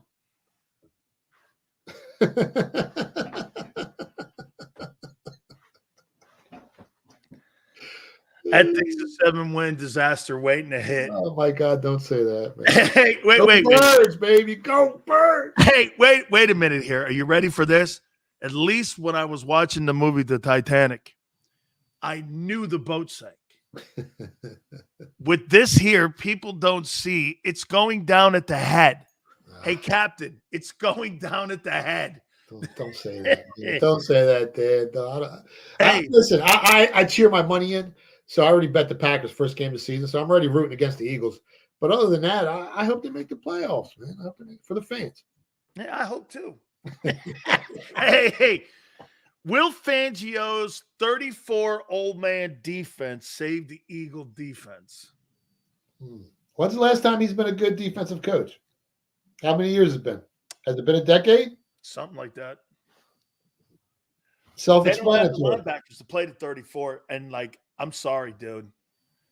Playing center field all day. I guess that's kind of what the trend is now doing. Keep everything underneath, control and contain. Well, I mean, how much better? I think I got more faith in Kellen Moore than I actually do in Vic Fangio. Well, did their defense get 10% better? 20% better? They're still not good. Even if they got 20% better, I don't think they're they one got of the worst defenses in the NFL.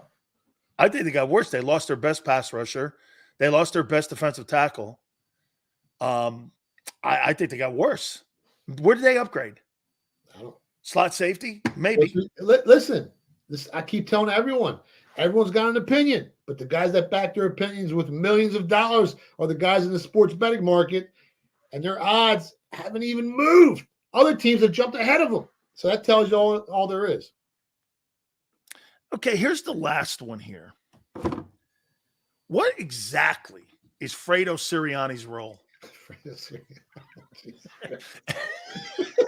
You got me laughing so hard I can't even think straight. What exactly is Fredo Sirianni's role? I'll tell you right now. This is his role right here. Or is he Mickey's sitting on Howie's? See, it's Coach Roseman. It's not really Coach Sirianni. So he's sitting on Howie Roseman's little knee. Okay, because I'm telling you, as long as Nick Sirianni is in the building, Jalen Hurts has no chance of turning his career around. When they get rid of him, maybe. Do you agree? Yeah, I think so. They need a real head coach, man. I mean, come on. It's the NFL. You see what Andy Reid did. You see what Spag, their defensive. I mean, that Chiefs team they're so far ahead of everybody. And obviously they got Mahomes, and he's great. You see the 49ers. Yeah, you see the teams at the top, they got the best coaching staffs. And that's how it works in the NFL. It's like a company. The best CEOs, business runs smoothly. Yeah, not this shit here. I get it. All right. Philly Godfather, tell folks where they can find you. You can find me on Twitter at Philly Godfather. You can stop by our website, thepphillygodfather.com. And I'm here every Friday, 5:30 p.m. on the best show on the planet, the National Football Show. Awesome stuff. Godfather, love you, man. You got it. There you go, folks. Make yourself some money. Hit the like. Xander, where are we on the like number right now? Tell me where we are.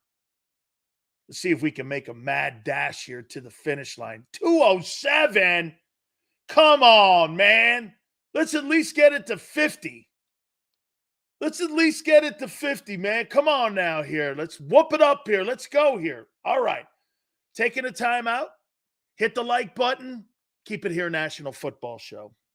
If you missed any of today's show on the JAKIB Media channel, listen to the podcast on your way home. Available on YouTube, Apple, and Spotify.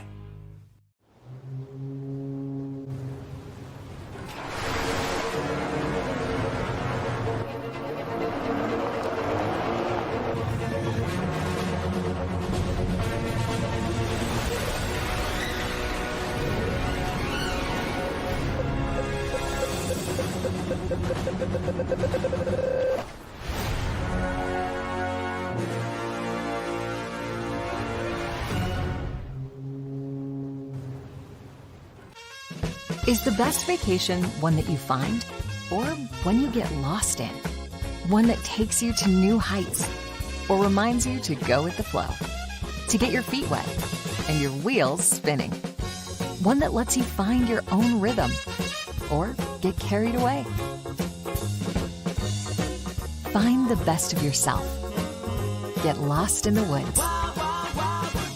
Plan your stay in the Wildwoods today. Go passionately. Go fearlessly.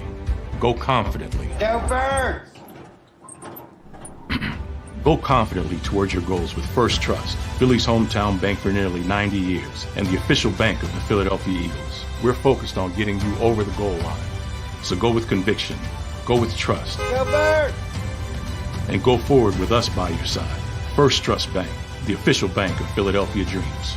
Oh, and go Birds. Listen, if we even think you owe us money, you won't know what hit you. We'll put liens on everything you own. Raid your bank accounts, retirement fund, pension. You'll open up your paycheck and cry because we'll already have the money. We'll haul you into federal court and you might even go to jail. Hey, it's our job. Don't fight the IRS alone. The Tax Doctor is here to help you negotiate your tax bill and reduce your stress. Our experts will fight for you using IRS guidelines to stop any IRS actions like bank levies or wage garnishments. Plus, eliminate penalties and interest and reduce your past tax bill so you pay the IRS less. Help is here to deal with the IRS to reduce your stress. If you owe $10,000 or more in back taxes, do not call the IRS alone. Call a tax doctor now for a tax emergency analysis. I'd have my mom call the number on the screen. You come see me alone. We'll work it out.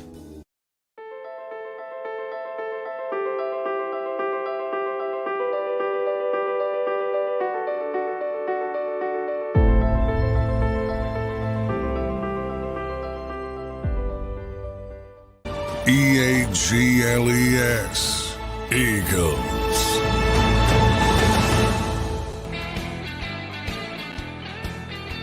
Big Stills! Come on, man. Hit that like button. Hit it like your life depended on it. Appreciate you guys being here. 87 days to the start of training camp. Getting around pretty soon. Look how close you are to June 1. You got to get down to 90 to get your training camp roster set up. Look how close you are to that. Less than 30 days to get to 90. Who gets cut? Someone's getting cut off that team. There's going to be cuts. Oh, no. Not some of my favorite Eagles. Who gives a shit? Let's win some games. Hey, you lose people in battle. That's what you got here. I can't believe how, pro ball has more people that get attached to their players than college football. College football, Xander loves some of the players that played at Alabama, but he loves Alabama more than anything. And the players that perform like Devontae or Derrick Henry or players like that, yeah, sure, you have an affinity with those guys because they were wonderful performers and you remember them because of their legacy. But you root for Bama. You're not like, I can't believe they treated Shady like that. At the end of the day, all players get treated like Shady. Shady was no different than any guy who got blown off of football teams before. Some guys get it sooner, but it always comes. Your time is coming. Some are early, some are late. Those divorces are never good. Very seldom do you see Jason Kelsey, see you later, guys, or John Elway, see you later, guys. Very seldom. Angelo, you're just a frustrated ex-athlete because you couldn't make it. So I did make it. That's the difference between me and you, Angelo. You don't know what making it means. I got 3 years of service in the NFL. The average career for an NFL player is 3 years. So I was average as a pro ball player. And then I turned around and played 7 years of professional football in other leagues. Total.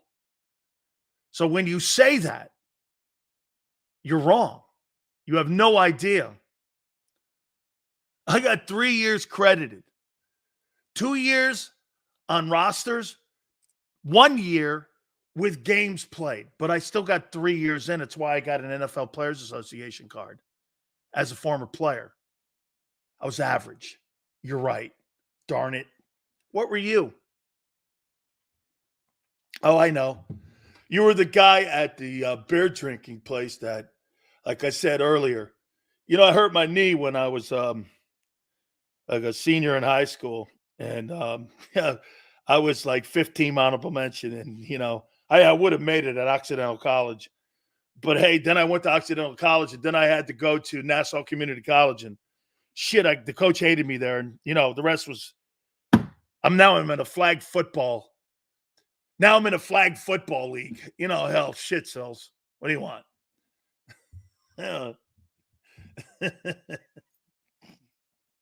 All right, let me finish this up here. It's all right, kid. Oh. Yeah, I used to be good. Really? Yeah. Oh, shit. You should have seen me. You should have seen me against Hagerstown. Man, I ran like crazy against Hagerstown. Really? You were a running back? Yeah, man, you should have seen me. I had 68 yards rushing, man, on 28 carries. You should have seen me. I was like, I was unbelievable. Oh, Johnny Utah.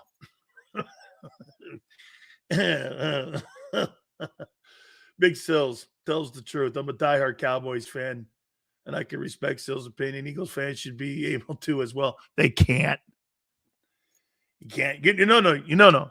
What happens is with a truth teller. Hey, Cowboy fan, you know what happens with a truth teller in Philly?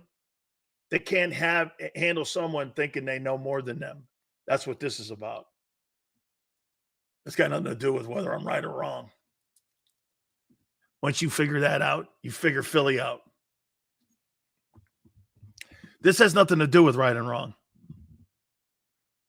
Nothing. Has nothing to do with who's right and whose takes right. Nothing. Zero. It's nothing to do with it. It's who hollered the loudest.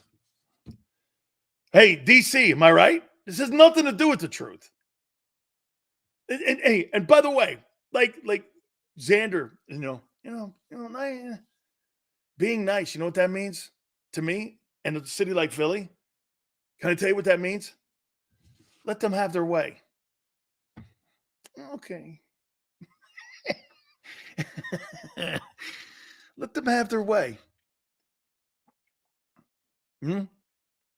Right? Please hit the like button. Hey, I've been trying to get to this. Let me get to it here. Oh, by the way, I want to show you something here. Here's the way too early already predictions on the top talent in the 2025 NFL draft. The number one player in the country, according to Bledsoe, as of May 3rd,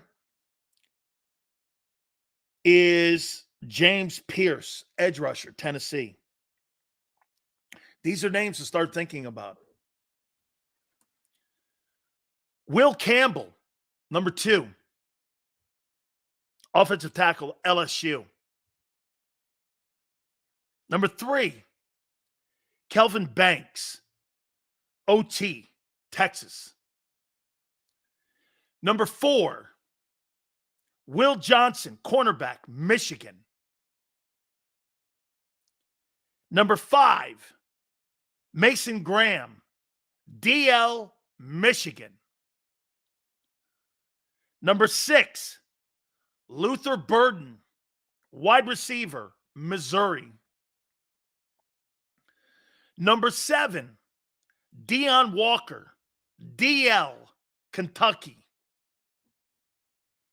Number 8, Danny Dennis Sutton, edge, Penn State University. Number 9, Evan Stewart, wide receiver, Clemson. Number 10, Emeka Ibuk, wide receiver, Ohio State. And I saw some of you mentioning Travis Hunter. They have him 15th. And Shedeur Sanders, 20th. Now, I would say this to you. Do I agree with that? I do not. That edge rusher from Tennessee is awful good. I think Travis Hunter is the best player in the country. Okay? I do. I think Deion's hurting the kids. You're creating animosity towards the NFL guys by saying, I'm going to tell you where they play. I'm going to tell you what they do. You won 4 ball games. And as good as the players as this, the NFL is going to spank Deion through his players. You should shut your mouth a bit. Let the players go out and perform and win some ball games. I personally think that Shedeur Sanders will be the number 1 overall pick. And I think Travis Hunter is the best player in the country. And I don't think it's close. Deion's hurting his players. Okay? Now you're creating animosity. By the way, do me a favor. Pull up any of the rankings for 2025 and how people are looking at the top 10 or 25 athletes. They don't have Travis Hunter up there. And I'm thinking that that's got to do with animosity towards Deion Sanders. That's not helping them. And you know what's going to be called? Be prepared. If Deion Sanders' son doesn't get drafted number 1, racism will be used.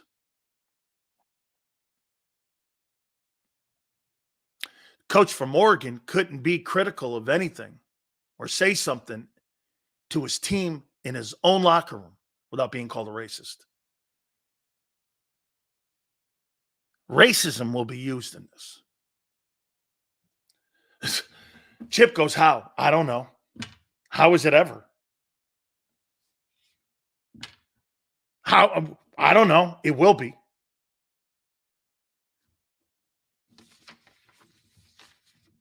It will be. It's always with race with Deion. Because not Deion doing it. It's the media doing it. Okay? No. Dude, somehow I said racism will be brought into this. You don't want to have a black coach and his players getting ahead because we're doing the right thing for the kids, which I happen to think he is when it comes to developing people and winning. You know what's funny? Luther Campbell pointed this out to me. He goes, Dan, I watched your show the other day and how you talk to your people. That's how Deion talks to his team. And it made me have a pause and step back. Deion talks to his team like I talk to you. Ain't about whether or not I like you.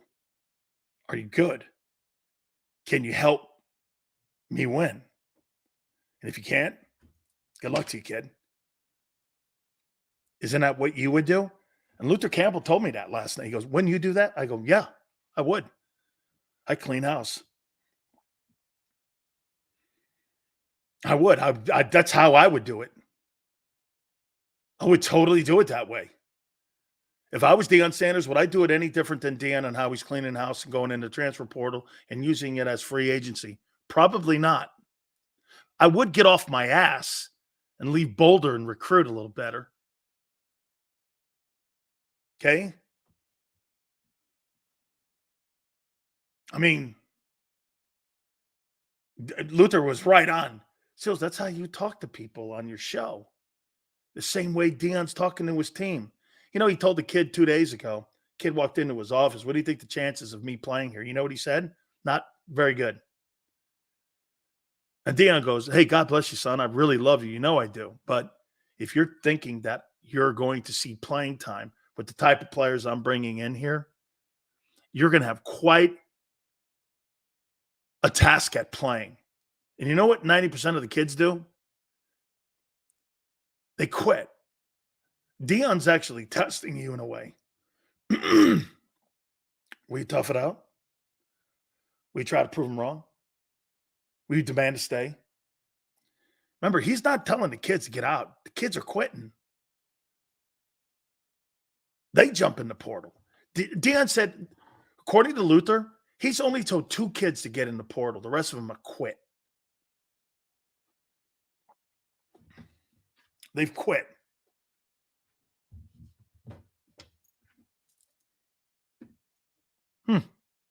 Made me pause a little bit. Cosmo, Sills, how many games do you have the Eagles winning this season? With that defense, 7. The offense is spectacular looking. The dream team. It's an absolute dream team. I wrote these 10 players down. We could do this here, a couple seconds here, that I think have to play big in 2024 for the Eagles to be a 10-plus win team. Barkley has to be a star. Goddard has to stay healthy. Bryce Huff can't be a project.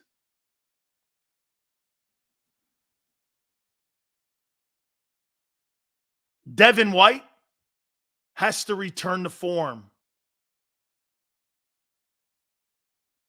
Josh Sweat has to improve and up his game. Jordan Davis has to be the best nose in the NFL. Milton Williams has to show he can play. Darius Slay has to be a lockdown corner again.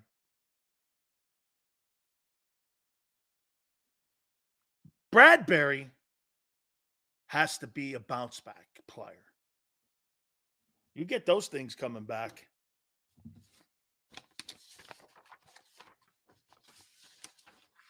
You might win more than 7 ball games.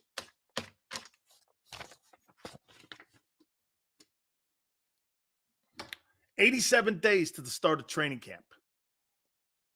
87 days. It's like it's telling me when we're 10-1. We got early part of the season. 87 days till rent's due. Bradbury could be a June 1 cut. Forrest Hill goes, Bryce Huff will be good. 18 million reasons why he should be. Absolutely. I appreciate everybody. Thank you so much. Please hit the like button. We're lining up and we're trying to get Phil reached out to Chris Sims for me. So we're trying to get him on next week. Angelo's coming on Monday. And so we'll have Angelo on Monday and Chris Sims, as I know of right now, that's going to jump aboard with us. So have a great weekend. Joe, Xander, thank you. 2 to 6 on Monday. Have a great weekend. We'll see you Monday, and we'll see you on the flip side.